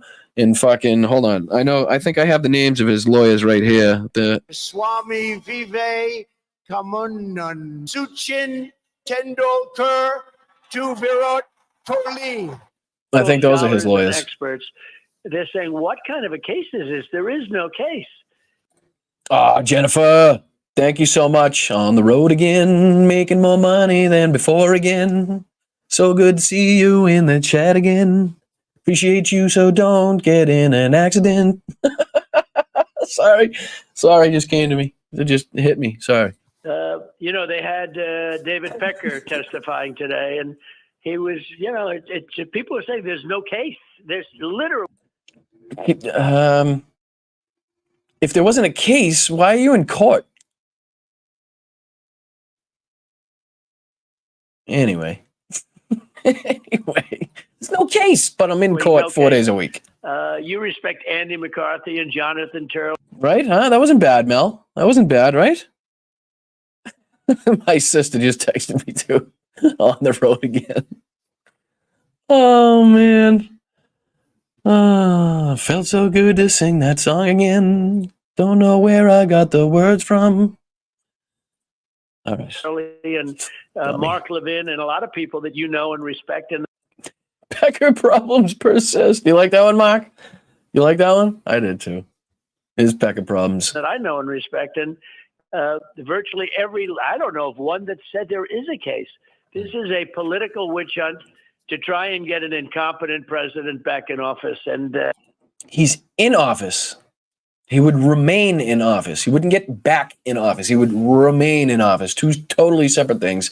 And this has nothing to do with Stormy Daniels. Whether or not your little mushroom Pecker, not David's, yours, went into Stormy Daniels is completely fucking irrelevant to this case. The fact is that you doctored your books fraudulently to pay and cover up the fact that you slept with this woman. You also paid the doorman, and you also paid your other girlfriend there that you cheated on your wife with. So I hope you guys had fun on Melania's birthday after court where you were, fooling around with these women. That must have been a good fucking birthday. I've seen pictures of you at Alina Harbor's birthday, right next to Alina Harbor, but I haven't seen any pictures of you next to your wife at your wife's birthday party. So maybe that'll come out. But yeah, come on. I don't think it's going to work. But we have to be vigilant. We have to get his contributions in kind by the National Enquirer. I mean, who else? Name another PP problems. Yeah. Name another politician, presidential candidate that's going around paying people to buy the rights to their life, basically, buy the rights to their story so they can't go and tell anybody else, basically on the premise that they're going to print the story in some of the cases, not printing the story, killing the story, and then if the other person were to speak about it, because they signed a non-disclosure agreement, they would be subject to prosecution, I believe, or a lawsuit. I'm not too sure on that one, but David Pecker's testimony said directly, quote, let me see if I can bring it up. They asked him, quote, do you think this had anything to do... We're a nation that just recently heard that Saudi Arabia and Russia will repeat your... Sorry, I didn't mean to hit that one. Testimony. If I can't find it real quick, doesn't matter. But basically, they asked him point blank, do you think what you were doing had anything to do with the... Let's see, New York Times, Politico. We'll do the 5 takeaways. 5 takeaways. See if I can find it. It's got to be one of the takeaways. The criminal trial of Donald Trump featured vivid testimony on Thursday. Oh, get the fuck out of here. I'm not paying for anything. Nope, I'm not doing that either. Shut the fuck up. Let's see here. I just want to see where it says... Right here. As a part of a so-called catch and kill scheme, Mr. Pecker testified that his company AMI paid Ms. McDougal $150,000 to purchase her story with no intention of publishing anything about an affair with Mr. Trump. But Mr. Pecker expected repayment. He asked Michael D. Cohen, who was Mr. Trump's personal lawyer who had handled the reimbursement, and Mr. Cohen responded, the boss will take care of it. Let me see. You're not sharing this one anyway. Can you see it now? Because I'm an idiot. Let's see if I can make it any larger. I don't know why I can't make it larger is the question. How do I do that? How do I make it so it fits that screen a little better? That's what I want to do. All right. Anyway, let me see if I can get back to that. Davey Pecker. All right. Because Mr. Pecker had such a hard time getting Mr. Trump to pay up, he was unwilling to buy a third story, Mrs. Daniels' account of the sex with Mr. Trump. So that's the one he said, I ain't doing it no mo. Shaniqua don't live here no mo. I ain't paying out of pocket no mo, because you haven't given me any money anymore. So fucking go fuck yourself. I am not a bank, Mr. Pecker said.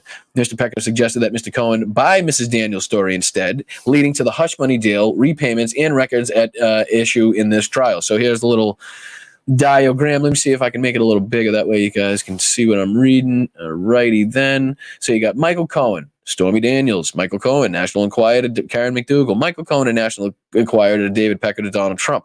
So, and then you got National Enquirer to Karen McDougal and Dino Sajudin. Let's see here. right here. The prosecution's discussion of the deal with Mrs. McDougal Brogan in summer 2016 served another purpose, trying to demonstrate that the payment was part of a scheme to influence that year's election, which is where we get to this whole election interference. Donald Trump is actually correct, which is fucking hilarious to me when he continues to say that this is an election interference case, because all he's doing, nope, that's not it either. All he's doing is fucking telling on himself. That's all he's fucking doing. It is an election interference case. He was interfering in the election. That's the fucking point. So when people call it a hush money case or the sex with a porn star, it's fucking irrelevant. Does not matter if he entered, did not enter, if he fucking, if he did any of this. It does not matter if he ever did. One of these days, I'll get I'll get quick on it. He didn't do this. He didn't do that. He did not do that.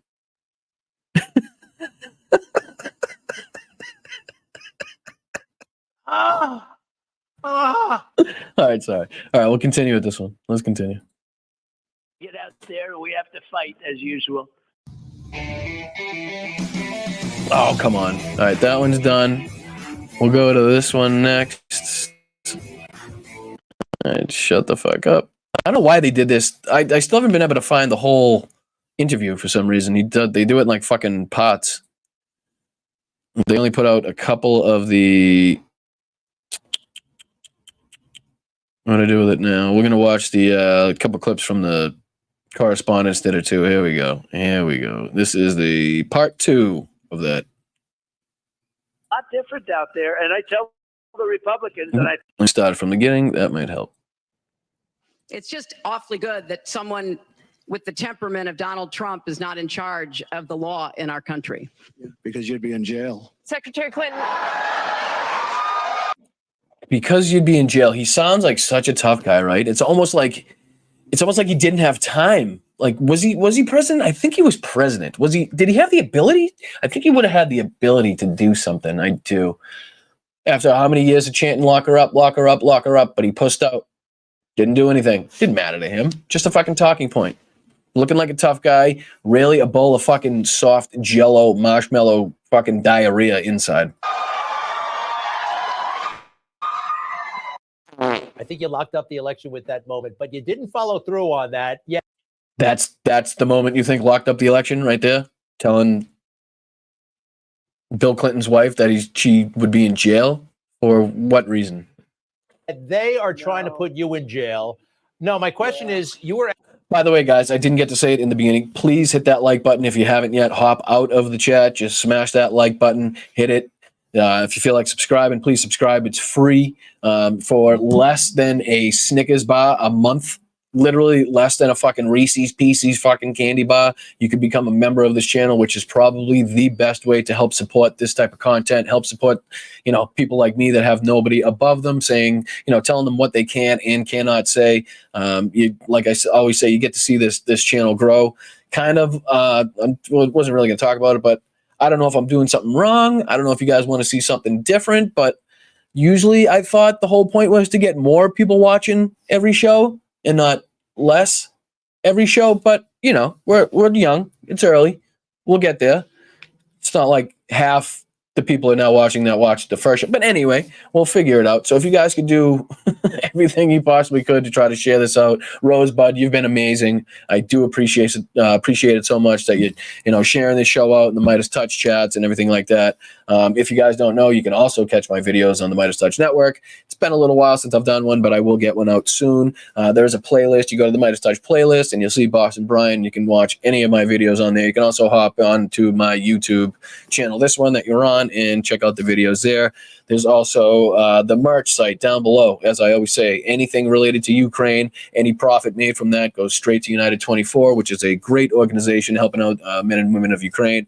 There's also stuff for moms, t-shirts for moms that, you're walking around in the mall and, you might see something on the shirt or the hat or whatever it is that recognize, okay, and I know that mom. I know what she's going through. I know what she lives like. There's stuff for mental health. If you got anxiety, if you got depression, if you had anything like that, there's some shirts and hats and stuff on there that'll, maybe make you feel a little more comfortable out there. Or if you see somebody with a shirt, know that you're not alone, because some of these things are hard to see. Not all injuries, not all ailments are visible to the naked eye. So you never know when somebody is hurting or needs some help, or just a handshake, a hug, or anything like that. So I appreciate Peter, anybody that's given a super chat or anything like that.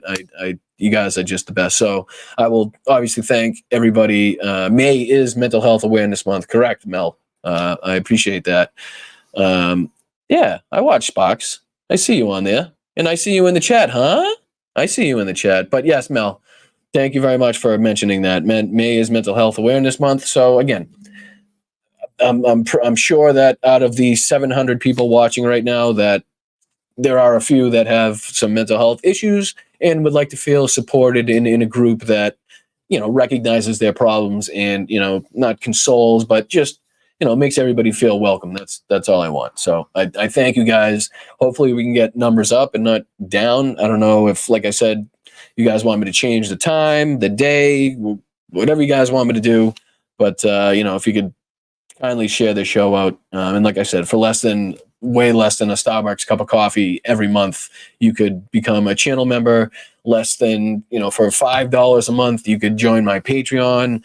If you don't have it, don't do it. Do all the free stuff, like, share, subscribe. That's all free. Nothing to do with money, anything like that. I only want you to do it if you know that it will not affect you or any other portion of your finances. If you can, basically what I say is if you're in the position to be able to forget about that $2.99 a month, or forget about the $5 a month for the Patreon, that's the people that I want to help, not the people that have to scrape and go through the fucking couch cushions every month like I do to try to pay the bills. So WW has therapy. Well, I hope you have a good session.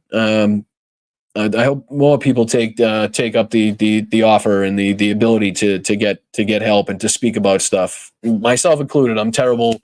I'm always preaching what I don't do, unfortunately.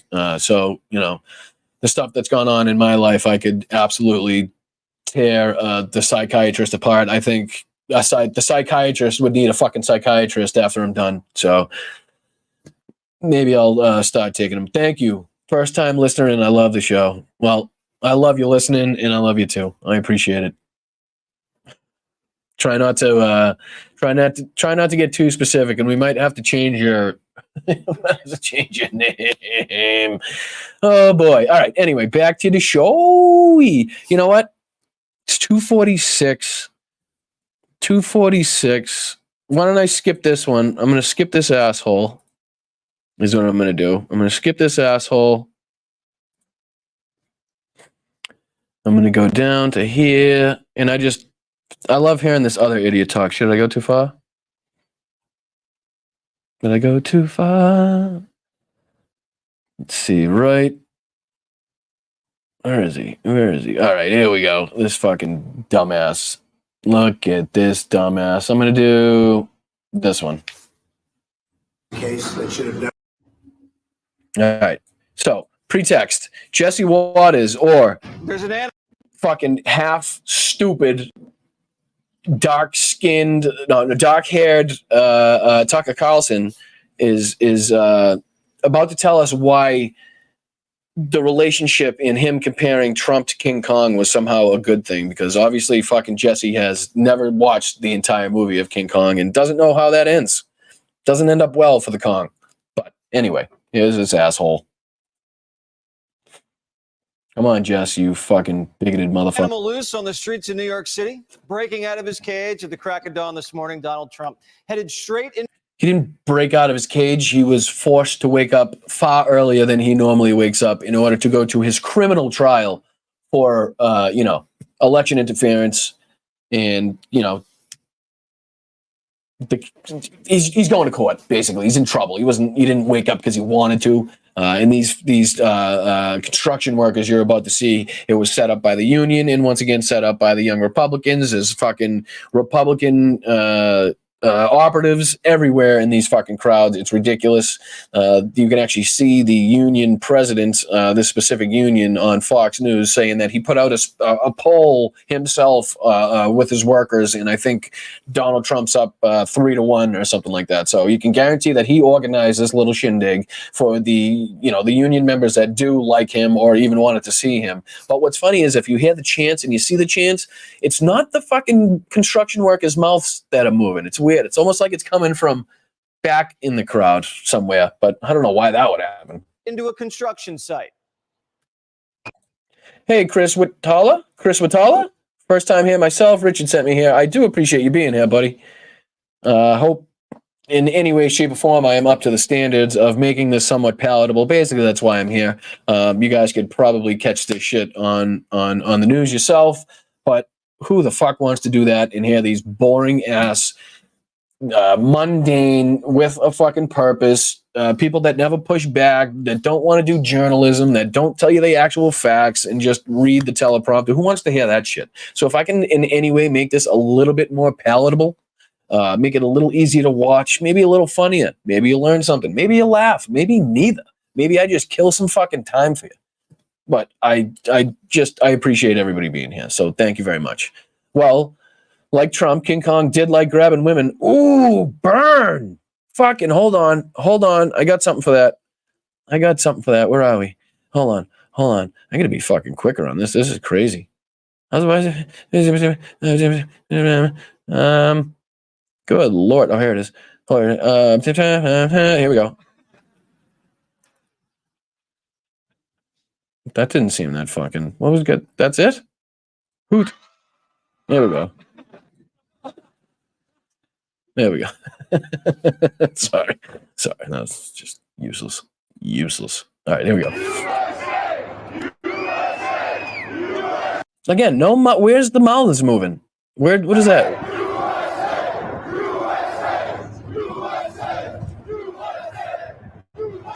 Donald Trump amid a sea of hard. Oh, a sea of destruction and hell and burning buckets and fucking just cars on fire, no wheels on the vehicles. The carnage in New York City is fucking crazy. The fact that Donald Trump made it through the feces and the dead bodies to get to this spot to talk to these people is fucking unbelievable. The fact that the migrants, the 27 billion trillion migrants that are in New York City, didn't overrun Donald Trump's motorcade before he got to this construction site is a fucking miracle. How did that not happen? Holy shit. And they're building shit? What are they building? A city that is crumbling in a country that is crumbling and on fucking fire, and they're going to be building shit? Oh, what are they building? Jesus Christ. No, they're not building Jesus Christ. Patch this morning. It wasn't even 6:30. The former. Oh, geez, up early. Early bird gets the fucking storm, like Q said. President shaking hands, signing hats, and talking to the people who built the city of New York. Why are they building? Again, the city is falling apart at the seams, according to Donald Trump. Why would they be building? New York. I think this may be time to make the donuts. No, you didn't, Lokita. No, you didn't. Oh, it's Tracy. Oh, Tracy, you're killing me. Holy shit. That was awesome. Those commercials were the best. Remember the original Dunkin' Donuts guy? Does anybody remember that? Like there was he was the best. That's fucking funny. Thank you, Trace. I appreciate that. That was a good laugh. We're Democrats, but to me, they're a Republican. There's not a Democrat in there. These are people. See if I can turn this up a little bit. I don't know why it's low. Audio's low for me. Maybe it's not for you. We built a lot of great buildings in the city with these people, and they've given me great support. They're really amazing. They're very, you know what? They're very, very talented people. They don't get the credit for it. They have very few people can do what they do. We used to do 3 floors a week in concrete, and it was guys like this that did it. So 3 floors a week in concrete. I love it. Yeah, we kept the mob going. We kept them going. We could have done it in any material, but we picked concrete. You know why? Because Joni Brasuno told us we had to. Kind of. Trump's always loved. Yeah, what?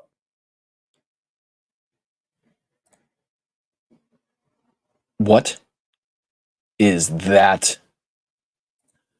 What the fuck is that? Look at this guy. This guy went. Look at this. This guy. Look at this guy. Wants to.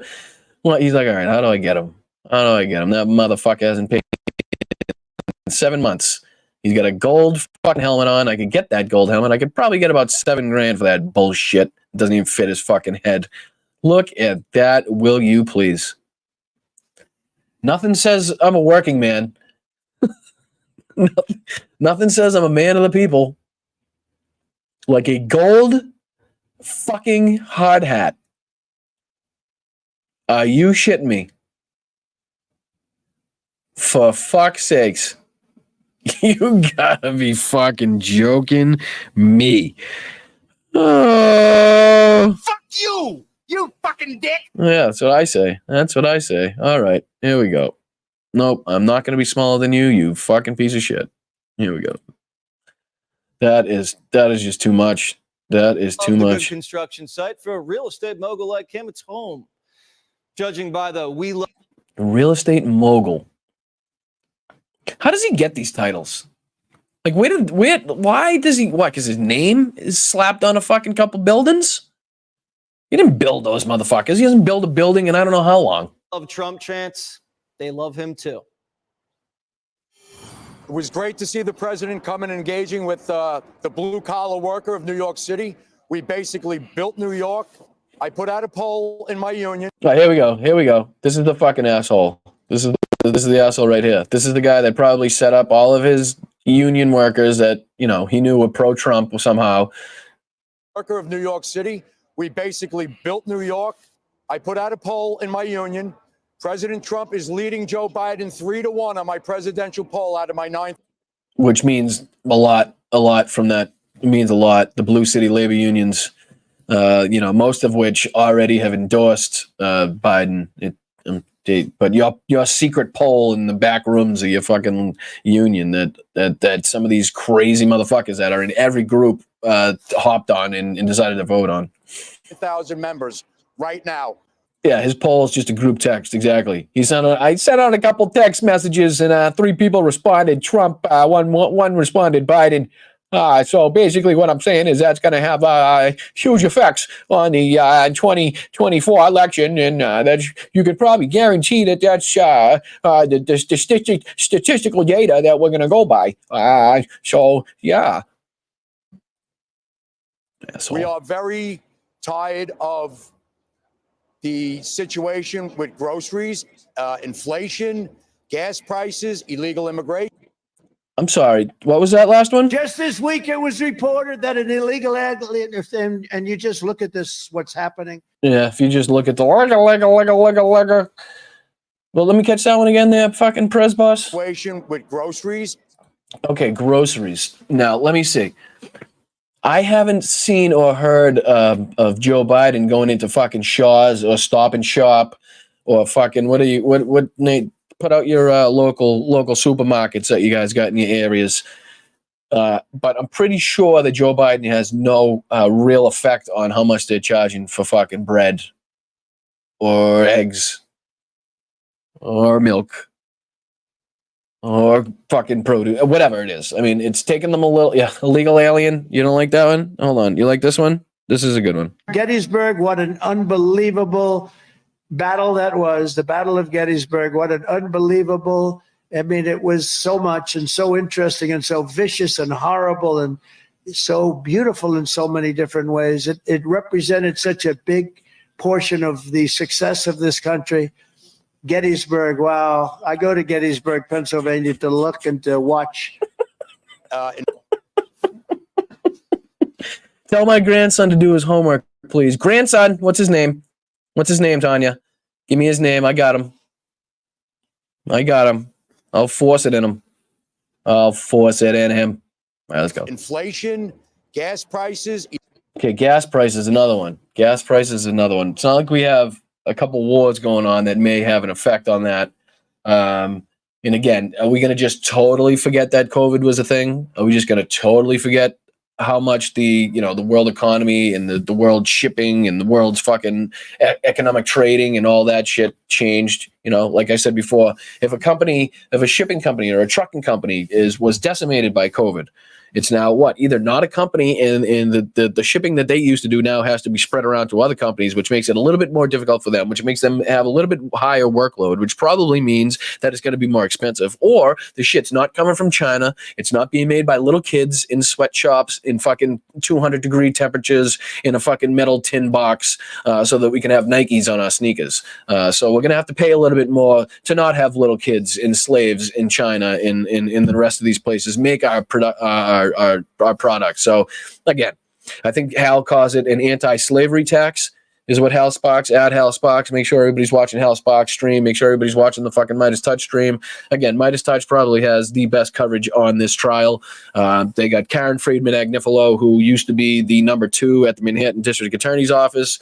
What better insight would you want to have there? You got Ben Meiselas, obviously a lawyer in his own right. Michael Popak, who is a longtime attorney. Legal AF, Michael Cohen, who is directly involved in this case. Obviously can't say too much about it, but again, just getting the insights from these people.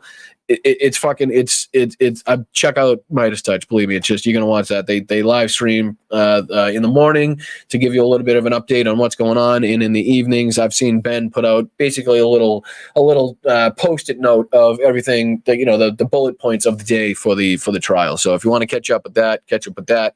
And then in the afternoon, in the evenings, Hal Sparks has his shows, which are obviously informative and hilarious and great to watch. So thank you to both of those people for having me on the show, for just advocating for democracy, for just being great people. So thank you to you guys. Illegal immigration, crime. We're living it every. Don't worry, a little bit more of this. I know I'm going to go over, but we're going to end on the correspondent's dinner. We'll end on a good note. We'll end on some funny shit. We'll end on Biden making fun of himself as somebody that's not a narcissist can do. And it's amazing. Somehow, Biden managed not to fall asleep, not to shit his pants, and not to complain about the fucking thermostat like a grandpa would do, like Donald Trump does every single day in court. So just a couple more minutes of this and we'll get to that, I promise. New York City. These are. Thank you, MK. Appreciate you. I know I'm going to give everybody abbreviations because if I start saying everybody's name, it's going to be crazy. But thank you. I do appreciate it. Thomas says, let's see what Thomas says. My daughter is one of the top freight consolidators in the nation, according to the company that just hired her. She says the main problem with the supply chain was just-in-time delivery closed warehouses. Just-in-time delivery closed warehouses. So are we talking like Amazon's, you order it and it's there the next day type of thing? Can you hit me with another comment, just kind of with a little bit more on that one? His name is Bentley. Oh my God, of course it is. That was my dog's name. You got me on that one.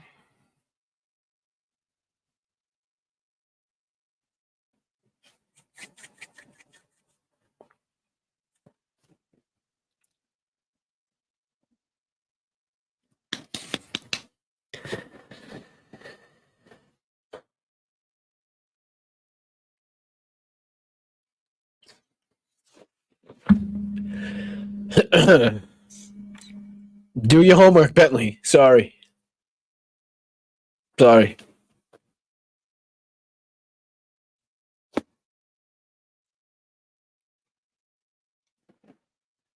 righty. I didn't expect that one.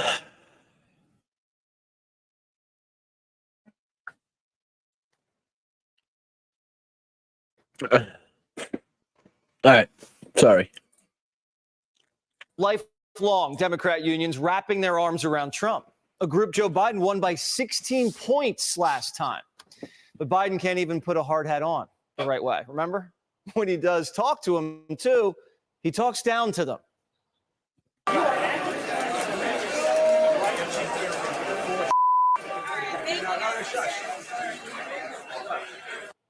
Choose your fighter. This is exactly why Democrats need Trump trapped inside of his. Yeah, I choose Joe still. Yep, I choose Joe. I will take Joe Biden with a backwards fucking construction hat on, with the inability to go up steps. I will take Joe Biden with the inability to speak. I don't care if he's a fucking mute with no eyes and ears and legs and toes. If the country continues to be prosperous, if the jobs continue to grow, if the unemployment continues to go down, if we, maintain our grip on inflation and not let it get too out of control, if wages continue to rise, if infrastructure continues to be rebuilt, if medicine continues to get cheaper, if more people are being taken off the streets and being helped, if more veterans are being helped out, I don't give a fuck if Joe Biden doesn't have, I don't care what the fuck he has. He's getting my vote. I'm sorry. Because any other vote is a vote for fascism, is a vote for authoritarianism, is a vote for just Donald Trump to have complete and total fucking control of this country to do anything and everything that he wants. Ain't happening. His cage in court. Every time he escapes, whether it's a construction site or a bodega, as MS. Oh, yes. Again, set up shit. He has to set it up beforehand because he knows it's not going to happen authentically. He's not going to just generate people at 6:30 in the morning. It has to be put together by people. MSNBC said it's a dangerous situation. He earns the hearts and minds of crowds, and Biden loses his base. Trump says he's making a play for New York. Hold on. There's got to be something. I got to have some.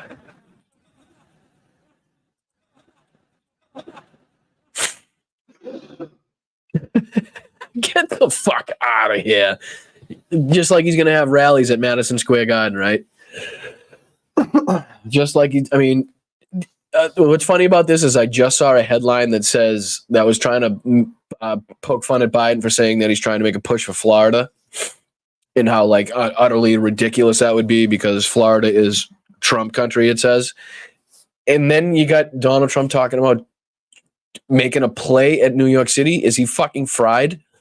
Does the crowd that doesn't show up for him every day at court should tell him something about that? And Biden loses his base. Trump says he's making a play for New York. Oh, shit. Hold on. Somebody had a good one. Jesse James. Yes, you did. Let's see here.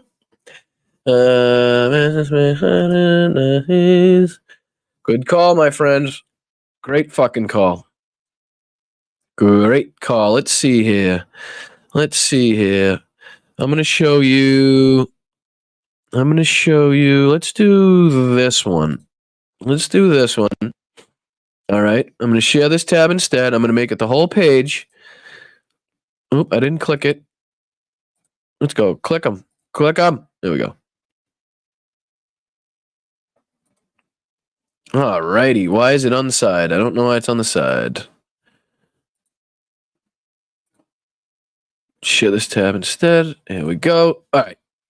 Check it out. Great. Jesse James 702. Thank you so much for that comment. I do appreciate you making the connection there. So, American Nazism in Madison Square Garden. Okay. Now, if I were to show you these pictures, right? You'd probably say that's somewhere in Germany. Right? That's somewhere in Germany in the early 30s, probably 34, 35. Let's see. Let's go back here. And let's see. Let's give you a good scope of what it looked like. Look. Oh, come on. No, I don't want to do this. Why does it keep doing that? I want to do this. I want to go to here. How do I just get the images? I am in images. Why is it not just showing me the images? How do I make it bigger? Open. How do I just make I just want to open the image. Oh, I don't want the fucking thing. All right. Anyway, we'll go to this one. Wow, it's taking forever. I don't know. Why I can't just pull up a picture. That's what I'm trying to do. But I mean, the point is made. I mean, the fact that these assholes are now going to try to have another little meeting at Madison Square Garden is very reminiscent. I mean, the fucking connections that you could possibly make are just undeniable. I mean, okay, here's another one. Let's do this one. Let's try this one. Let's go to here. Let's do this. Let's do, where did I see it? I have it written down, actually. Okay, we'll do that. So you guys are going to want to check this one out. This is a good one. We're going to want to see this one. This is from a while ago. This is from a long time ago. And it says a lot about, let's go. I'll see if I can find it. Quick. I'm going to keep going through here. I'm going to go through here. Why do people tweet so much? Keep going down. Keep scrolling. Come on. Here we go. You ready? Here we go. I'm going to make this bigger. I'm going to stop that. I'm going to pause it here. I'm going to share this tab instead. Ready? Here we go. StreamYard. I'm going to make it big. All right. You ready for this one? Let's go. Check this out. Oop, I should probably start the... There are many people. Well, the new book is entitled Surviving at the Top. There are many people who would say failing at the top. I hope that there are many people that would say failing at the top, okay? This is 1990. 1990. We knew this shit. General public understands how inherently dishonest the press in this country is. Already trying to demean the press, right? 1990. Already with his fake news bullshit, right? Hello? 1990. The news, the inherently dishonest the press in this country is. His shit doesn't change. He's been like this. He's the same motherfucker. Yes. as a member of the press, let me try to clear up some. Yeah. I'm sorry, but you're actually speaking to the member of the fucking press right now. So why don't you keep your fucking dirty mouth shut and let me tell you how you're an asshole. The things which you say are Translation. true. You write in your book, my bankers and I worked out a terrific deal that allows me to come out stronger than ever. I see the deal as a great victory, and eventually the rest of the world will too. Being on the verge of bankruptcy, being bailed out by the banks. Well, you don't have to say on the verge. Up. You see how she handles him? Like this is what people don't do to him anymore, right? This is what journalists and people that interview him don't do to this man anymore, and I don't know why. They let him get away with the bullshit. They let him get away with spewing. Why does he have a fucking pig pen set up so he can come speak to the fucking media? Why? Why is that a thing? Why is that a fucking thing? How in a Soviet show trial does the fucking defendant get to come out in a little spot, talk to the world's media? And when did that fucking happen? When did that become a thing? Because I'd like to know. Being on thin ice and almost drowning, that's a businessman to be admired. You say she's calling him a shit businessman and telling him he's fucking lying in every newspaper and every article that he's talking about that him and his banks worked out a good deal to make him stronger than ever. No, you were bankrupt, motherfucker. on the verge of bankruptcy, Barbara, and you talk on the verge. You do say on the verge of bankruptcy. What does on the verge mean? What do you mean exactly on the verge? And you listen to what people are saying. I talk to your bankers. Talk to your bankers. Let's go, Bob. Let's go, fucking Bob. Let's fucking go. I talk to your bankers, motherfucker. Okay, so if you think you're gonna try to fucking pull one on me, stick it up your keister. So let me tell you what your bankers said instead of what you said out of your fucking trout mouth. Well, that's fine. And what do they say? I mean, on- that's fine. What do they say? You talk to my bankers? Oh shit! Which bank are you talking to? What do they say? I'm the only one people write about. I mean, they don't write about other people. You have a little. Yeah, nobody. Just every newspaper and every magazine in the fucking country is only filled with articles about Donald Trump. Nobody else gets written about ever in the history of the nation. Doesn't happen. More debt than most people. Just something like $3 billion Now, in you also debt. have a little more assets. $3 billion in debt. I'm sorry. How much? I'm sorry. Oh shit. I don't want to do that one. How do I get back? I want to play it a little bit. How much in debt? Sorry, ma'am. Let me just play that one again. I'm sorry. $3 billion Hit me with that. You also have a little more assets than. One more time? Can you just one more time? One more time. I have a little more debt than most people, just something like $3 billion in You also debt. have a little more assets than most people. How? In 1990? How the fuck? In 1990, can you be $3 billion in debt? Was billion even talked about? Was billion even a thing in the 90s? 1990? I mean, billions is like fucking would be like mind-blowing amounts of money in 1990, right? I'm sorry. Who in the world has ever said that to them? Excuse me, sir, but you're $3 billion in debt? What? What? Okay, you have debts to pay back. Right. You have huge loans to pay back. You say the country is in a depression. What makes you think that you can pay back those loans? And further, what your bankers have told us is that the only way you even have a chance is by selling that property out there totally, the plaza. The plaza, the only way he could even remotely have a chance, even remotely have a fucking chance at paying back these loans, is to sell his fucking prized possession. Oh, mwah, mwah, mwah, you motherfucker. Well, I don't know what the bankers have said. They're your fucking bankers. I think you should probably know what they're going to say or have said or will say. The plaza is a very valuable property. It is, which is why you probably should have sold it instead of continuing to pile on the debt with foreign banks that are fucking shady characters. Everybody told me, oh, you paid too much, you paid too much. Now they're all saying, what a great deal he made on the plaza.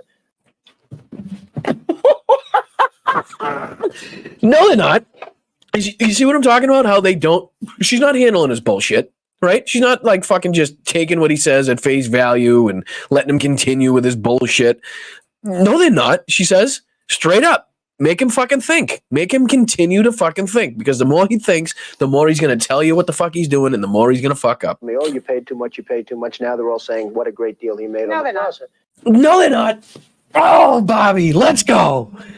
Why don't they do this to him anymore? Give me a fucking chance to interview this motherfucker. Give me this motherfucking chance to interview this motherfucker, you motherfucker. Where is he? Where is he? You fucking you fucking dick. You yourself said that you saw your children maybe once a week. What? Wait, you saw your I'm sorry, you saw what? And listen, it says you said yourself. You said yourself that you only see your children once a week. No, they're not. You yourself said that you saw your children maybe once a week. You're having a lot of difficulties with your 12-year-old son, Donnie. You're having a lot of difficulties with your 12-year-old son, Donnie. You haven't talked to him since May. I don't know what month this fucking interview. Hold on, maybe it says on his. No, I'm not going to go out, but I'm not sure what month this was. What month this happened in, but it seems like it's probably a far piece away from May. The way she's saying it. So if he sees his child or his kids once a week, hasn't spoken to his 12-year-old son since fucking May, which you have to assume it means it's been months, right? That you haven't spoken to your 12-year-old fucking son. Could you possibly imagine not speaking to your son for several months at a time? Could you possibly imagine only seeing your kids once a fucking week? I don't give a shit what you do for work. I don't give a fuck if you're the richest, most busy fucking man on the fucking planet. If you see your kids once a week and don't talk to your kids for months on the time, you are a fucking shit father, shit parent, and you should be a fucking ashamed of yourself. Period. Fucking point blank. Haven't talked to him since May. Do you believe in fidelity in marriage? Hold on. Fuck, I need a laugh track. Because that's funny. Thank you, Colleen. Oh my God, thank you so much. Grew up in the generation when Malaki was the polite equivalent to shit. Go Joe. Thank you, Colleen. I appreciate your support. I appreciate you watching. Thank you so much. You're the best. And I absolutely agree with everything you just said. Yes. Sorry about I'm sniffling because Because my dog, that's why. Anybody that's wondering why I'm sniffling like Donald Trump, I got something for that too. Absolutely, I do. In the current issue of Vanity Fair, the author Marie He believes in fidelity. If you missed that, hold on, I'll rewind that for you in case you missed that. Just want you to know he's. Oh, let me see if I can put up. I can't do two things at once, can I? I was going to put up an article saying that he's on trial for having sex with a porn star and also Karen McDougal, while his wife had just had Barron. I think he was 5 months old. So it goes along with not seeing your kids for months at a time or not speaking to them. I mean, why would you want to see a 5-year-old son? I mean, 5-month-old son. It's not like your wife would maybe could use some help and assistance after just giving birth, after just being pregnant for 9 months. Man, but I'm sure you paid people. I'm sure you had nannies. I'm sure there's a lot of people that got close to your kids. I'm sure there's a lot of people that your kids respect. You're just not one of them. So, sorry about that. But go ahead. In the current issue of Vanity Fair, the author Marie Brenner says that you read from Hitler's collected speeches, My New Order. Okay. Let's see here. What? Why? I'm going to go back a little bit. I want to go to this part. Now, take into account, this man is currently on trial for doctoring the books because he had sex with a porn star after his wife had just given birth and also paying for Karen McDougal to shut her mouth about the affair that they had. So keep that in mind as you're hearing what Bobby is about to You say. haven't talked to him since May. Do you believe in fidelity in marriage? Yes, absolutely. Bullshit. Do I have a bullshit?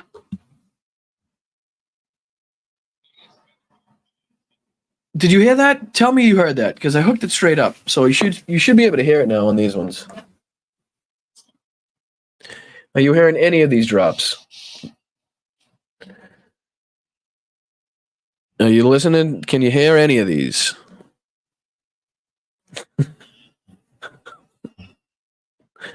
The chat's so far behind, I can never tell. All right, no drops. All right, thank you, Mark. No worries. I have to do them on my phone. Fuck you!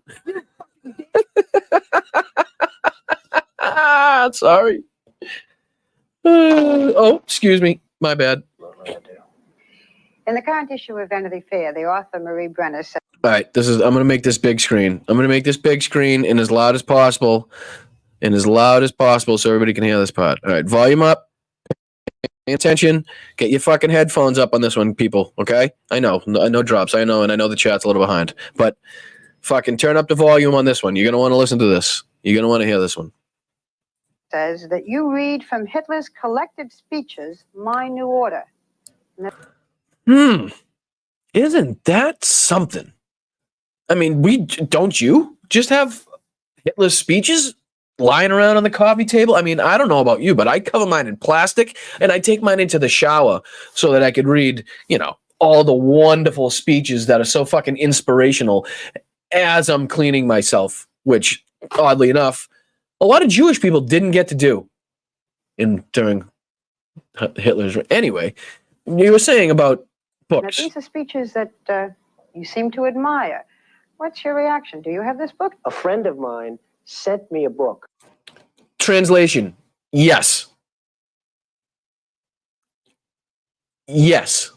A man who I think is Jewish. What?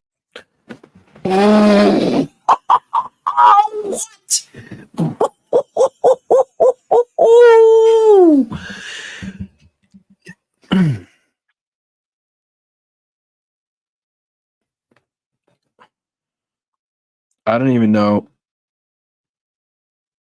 That is just wild. Can we just for a second replay what he's saying here? He's saying that he received a book filled with Hitler's speeches. Not just one, not just his main ones, but somebody took the time to gather all of them. the lot and put them in a fucking book for people to read. And he is saying, hold on, what he is saying, where am I? How do I get there? What he is saying is that a Jewish man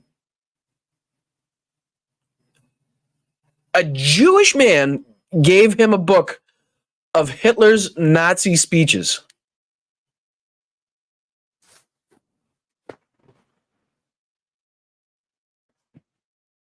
No, I don't know. I don't even like out of the many dumb things that guy has said, right? The many dumb things, such as We are a nation that just recently heard that Saudi Arabia and Russia will repeat your. Our army manned the airport. It ran the ramparts. It took over the airports. It did everything it had to do. El hombre del peliquin. In other words, the man of the toupee. I don't wear a toupee. It's my hair. It's my hair. It really is my hair. It's my hair. So the guy that says shit like that also expects you to believe that a Jewish man presented him with a book of Hitler's speeches. So just let's keep that in mind. Let's just keep that in mind. Although I don't know. All right, so that was just one of the best things that I've seen in a long time. I mean, the fact not just every journalist, right? Every person that has the chance or opportunity to interview Donald Trump face to face, one-on-one, whatever it is, needs to watch that interview, needs to see how Barbara Walters commanded that interview, how she did not let him go off the rails with his fucking ridiculous bullshit. She stopped him. She did her work prior to the interview by talking to his bankers and not just going in blind and having to fucking accept what he says so that you can then go out and try to fact check it. No. You do the work beforehand. That way you know, and you go in with ammunition that you can fire at him, fucking metaphorically, and put him in positions where he's uncomfortable, where he has to fucking think on his feet, because that's what he can't do when you put him in those positions. He will end up telling you the crimes that he's committing. It's so frustrating. That's how we need to act. That's how we need to treat these fucking people. And if he's on fucking television telling bullshit, that's how these people should. Kristen Welker, fucking whatever her name is on CNN that had the shitty interview with him that fucking let him walk all over her, where he's calling her a nasty woman or a dirty woman or whatever the fuck he said. How can you stand for that? How, as a journalist on fucking national television, would you stand for that? It's just beyond me in every sense of the fucking word. Yeah, he said nasty woman, right, Handy Girl? Anyways, let's end on this note. It's 3:30. I'm sorry, I'm a little late. I gotta head to my brother's birthday little get together. So we'll play just a little bit of the the White House correspondence, because I want to end on a good note. Let's do that. So let me just find it here for you guys. As you see, everything I watch, but whatever, it's no porn, so I'm good. It is, let me know if you see it. There it is. There we go. There we go. We'll just listen to a little bit. Like I said, I won't stop it much because it's pretty good.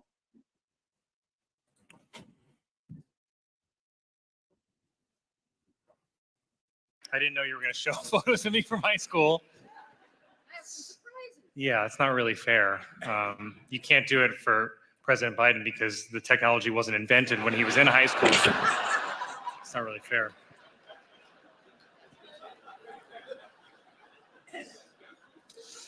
Good evening, everyone. I'm Colin Jost, and I'll be delivering the Republican response. That's so good. Did you notice that Biden wasn't upset? He didn't have a scowl on his face. He wasn't pissed off. He had the ability to laugh at a joke about him. Oh, almost seems like he's a normal human person.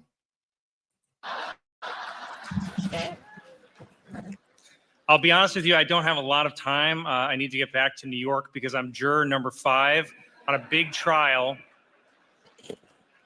Trump's lawyer took one look at me and he's like, he's got to be on our side.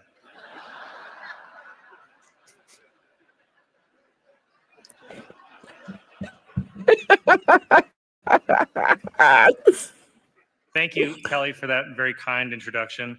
Mr. President, Dr. Biden, Vice President Harris, Doug.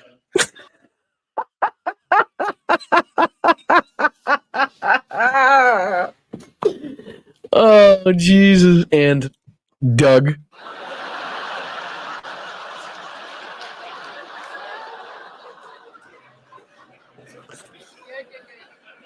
Doug, as you can tell from all the comments about my wife, I'm also used to being the second gentleman.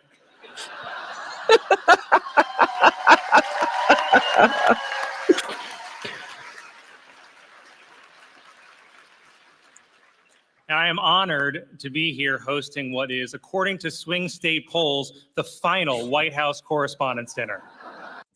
Whoa. Locato, who are we talking about? What happened? Fill me in. We talking about Kristi Noem? Fill me in. I want to know. I want to know. Did he kill? What? I want to know. Now I want to know. Oh, okay. All right, Mark. Just making sure. My bad. I always pop into like mid conversation on the chat. And I never know if you're talking about me or the. Yeah, I know. I saw the story. Fucking disgusting. Absolutely fucking disgusting. But hey, if you want to sabotage your entire political career because you fucking want to write a book and you have nothing to put in it besides the fact that you shot your fucking family pet.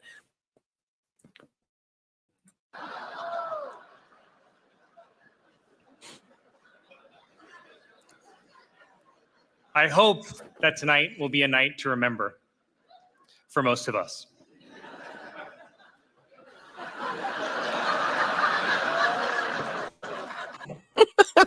Come on. Come on. It's so good.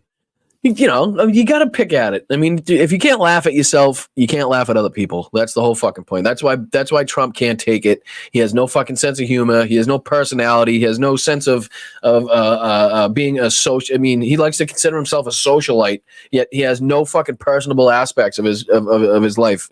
Nothing about him says that I want to hang out with people or people want to hang out with me. I was excited to be up here on stage with President Biden tonight, mostly to see if I could figure out where Obama was pulling the strings from. Oh, man. The right is going to love that one. Conservatives are going to be all over that one.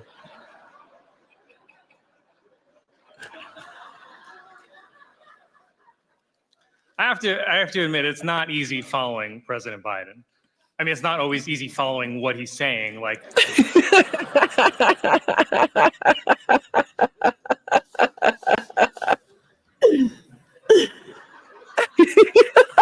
but before I begin tonight, can we just acknowledge how refreshing it is to see a president of the United States at an event that doesn't begin with a bailiff saying "all rise"? Let's go. Let's go. Come on. Why do I have so many of them? Where are they?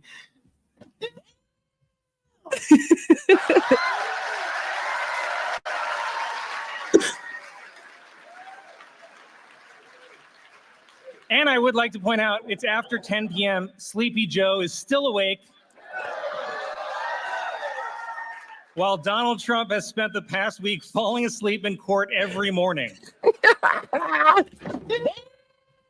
And Fox News said he was just being anti-woke.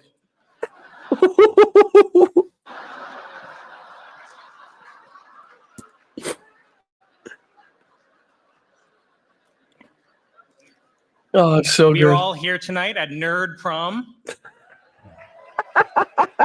Well, Matt Gaetz is at regular prom, but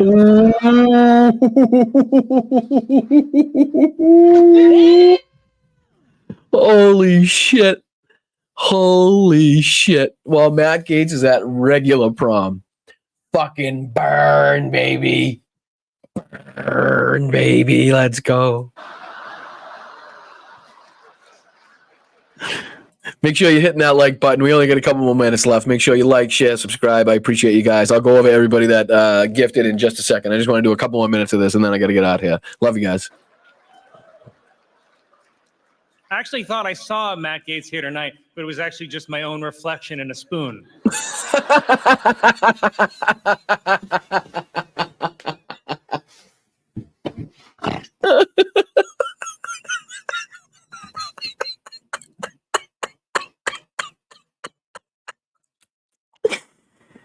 Oh.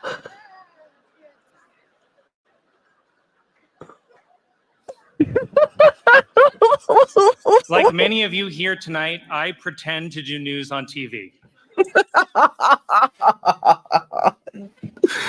Oh, every line is good. Every line.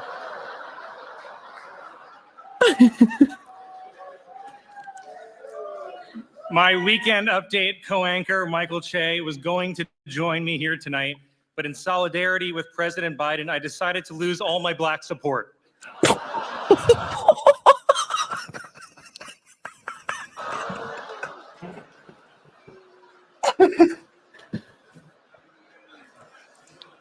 Che told me to say that, and I'm just realizing I was set up.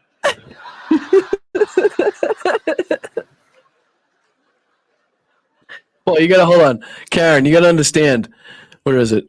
Where is it? She said. I thought it was funny. Karen, you gotta understand. He's making fun of the people that he's making fun of are the people that are supposed to be laughing at the joke. You know what I mean? So the people that actually do the news, it's all news correspondents and people involved with the media. So when he says that he does his fake media, just like they do this, like they do theirs, then of course they're probably not gonna find it as funny.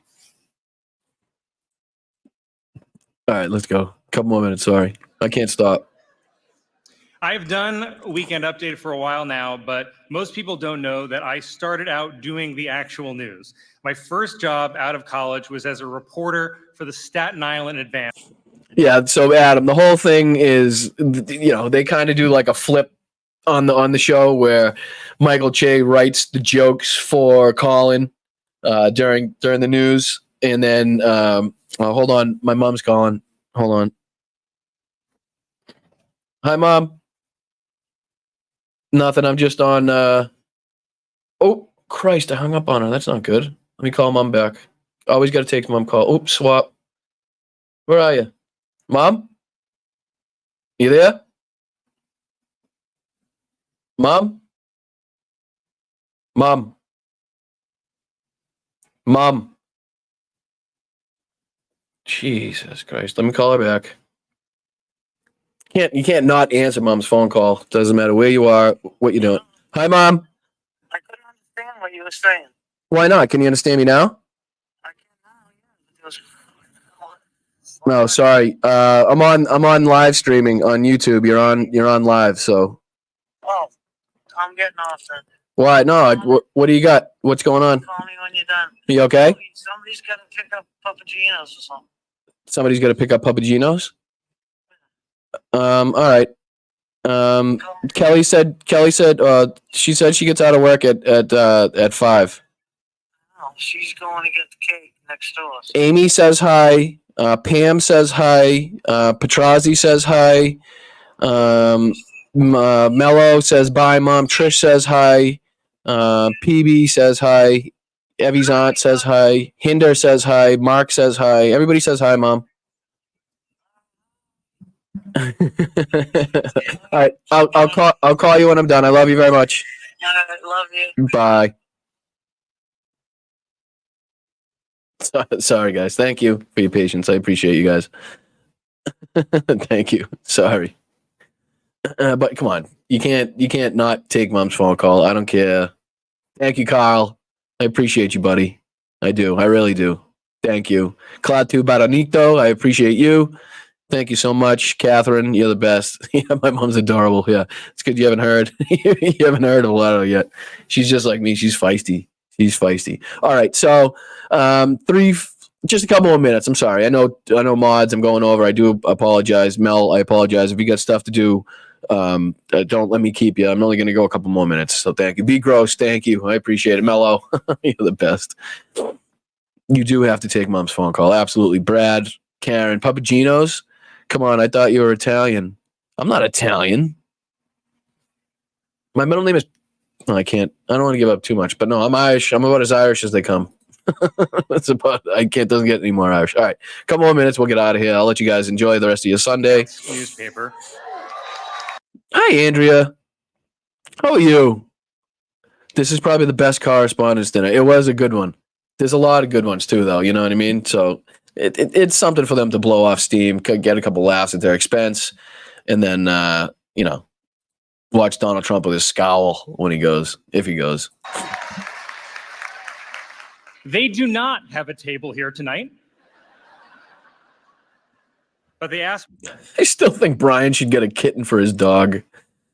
No, I've been looking around looking for a puppy to have, but I live in an apartment. The woman that I know that breeds huskies, I would love to have a husky.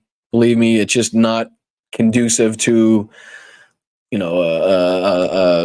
an apartment with me working all day. It's just, I have Bowie.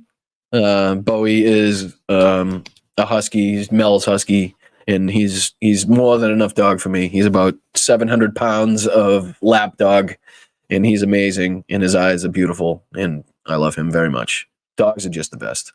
All right, couple more minutes, then I gotta go. Pass along this message to the other print journalists in the room. You think you're better? I'm sorry, Michael. My condolences, my friend. I'm very sorry to hear that. I bet she was a lovely woman. I'm very sorry. It's just something I honestly couldn't even imagine going through. And I admire the strength of people that have gone through that and somehow make it out the other side. It's very admirable, and I have all the respect in the world for you, Michael. So my condolences, and thank you for being here. Better than me?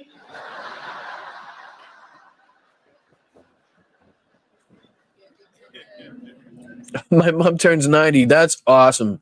Tell her I said happy birthday when it gets close. Tell her I said happy birthday.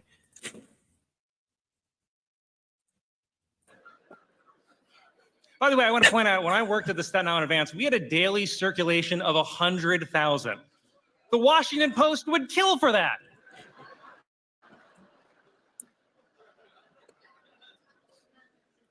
So as a former aspirant... Sorry, Marianne. Sorry to hear that. Thank you for being here. I do appreciate it. I hope I soak up a little bit of that time that, would be had thinking about it. Thank you so much, Carl Jacobson. I appreciate that. You have a great Sunday as well. Thank you for stopping by. Thank you for watching. Thank you for donating. I mean, I really can't tell you how much I appreciate you guys that come out of your own pocket after working the hard days, after working, any week of a hard day's job, and then, finally getting the paycheck and seeing what you have left, and even thinking for 1 second that $5 or $3 or $2 or $1 would help, to contribute to my channel. So I do appreciate you guys a lot. All right, why don't we call it a day? I'm gonna go through and I'll thank everybody that donated today. Slacks right off the bat, first person. Thank you very much. Love you, Brian and Midas Mel. Much love to all of my fellow Brianologists. Ooh, bryologist. I got to get that one right. Kathy LaCroix, thank you. Love you, Boston Brian. Right back at you. Jeff Borst, $5 super sticker. I appreciate you. Carl with the 10. Tweak your mic audio down a bit. Thank you, Carl. I appreciate you. Midas Mel with the gifted subs. I love you. Thank you so much. Sally S, become a new member. Thank you so much, Sally, for becoming a member. John had a question for Philip. I hope we got that one in. I know it's tough watching all. Tim, I know we got that question in. Brian, I apologize if we didn't get to that one. Philip Ittner, love the work you do from Ukraine, from the UK, the only journalist I trust in Ukraine. All right, awesome, Brian. I appreciate that. Sean Romanko, you're the best. Love Brian and Phil. Have a great day, folks. Slava Ukraine. Heroyam Slava Shano. I appreciate you very much. Jeff again with the $10 super sticker. Tim Scott, thank you so much. Let's fucking go. Peter, as always, with the 50 gifted memberships. Unbelievable. Again, anybody that fucking got a membership from Peter, please, please, please thank him. Please let him know how much you appreciate it. And please, anybody that has received a membership through gifts or otherwise, make sure if you're still here after that month is done that you think about, even the $2, $3 level for a membership is unbelievable. If we could get a few of you people or a lot of you people to sign up, we could really change this show. We could really make a difference. We could really get on the scene of, progressive, lefty political commentators and really start making a difference. So Peter, again, right after that with the $50 super sticker, good God. Seven Dust became a member. Colleen with the $20. Carl for 2 months. Thank you so much, Carl. I appreciate you, buddy. Jen the Jew, come up with $10. Hey, Brian, on the road again. On the road again. Felt so good to be on the road again. I don't know the word, but I'm gonna sing it. Mark Kremer, 1 month. Happy Sunday, everybody. Mark, you're the best. I see you everywhere. You're just a champion of lefty chats, and I love it. Amos Barrow, thank you for the $3 super sticker. Jen, again, for 1 month. JD, coming in a couple times. Moms, do appreciate it. Thank you for the Sunday fun. Thank you for being here. Colleen with the 10 gifted. JD for a month. Michael McAndrews. $50 for Michael McAndrews. Thank you, Brian. Stay strong, he says. Michael, thank you very, very, very much for being here. Thank you for all that you do. And thank you. 666 people here. 666 watching. Let's go. It's going to be a good day. Might have to get a scratch ticket. Let's go. All right. So Josh, for the $5. Well, like Trump, King Kong, did like grabbing him. That was a great fucking comment, by the way. Tracy coming in with the $5.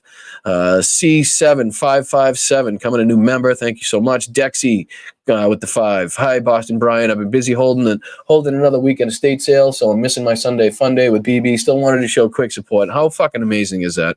How amazing is that? So much shit going on in your life, and you still think to come here and donate to the show and show your love and support. So thank you so much. Colleen, again, grew up in the generation when Milwaukee was the polite equivalent to shit.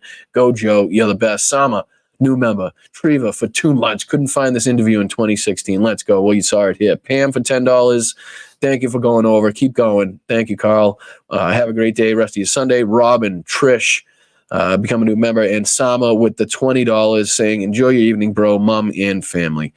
To everybody, to all of you people, literally from the bottom of my heart, thank you so much.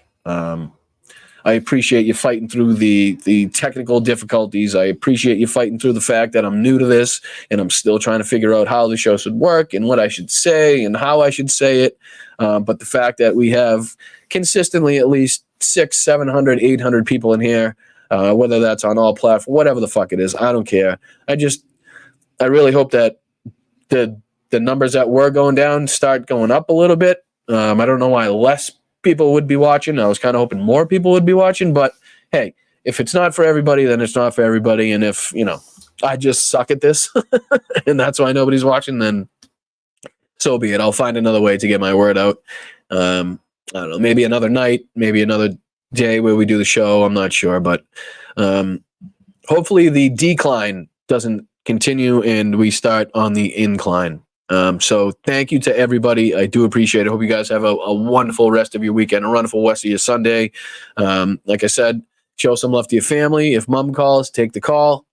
Help somebody out, help hold the door, help somebody with groceries, whatever it may be. If you see somebody struggling, give them a hand. If you see somebody upset, give them some love, give them some help, give them some assistance. Just do something nice today for somebody and you will feel better about yourself. I promise you will feel better about yourself. So with all the love in the world, with all the love in my heart, I do appreciate you guys. And I hope to see you guys all next week, Sunday, right here at 1 o'clock for Blunt Politics with Boston Brian, which is me. So thank you very much. You guys enjoy the rest of your weekend. I love you.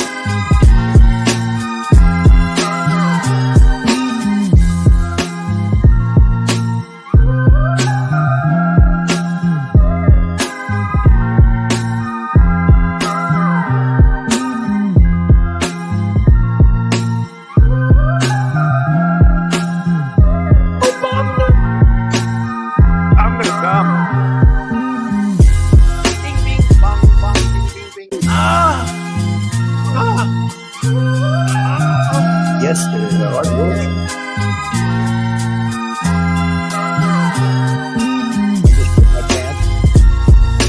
You know what uranium is, right?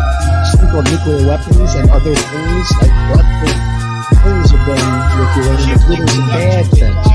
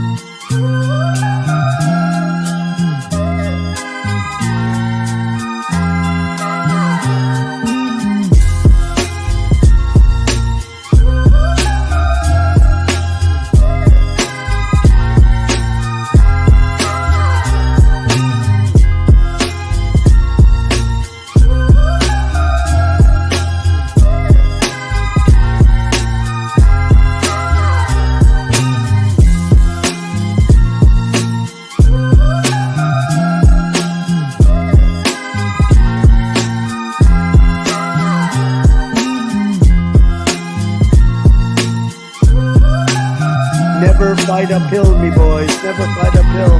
They were fighting uphill. He said, wow. Oh, uranium is right. Single nuclear weapons and other things. Never fight uphill, me boys. Including some bad things. You know this, right? We're a nation that just recently heard that Saudi Arabia and Russia will repeat.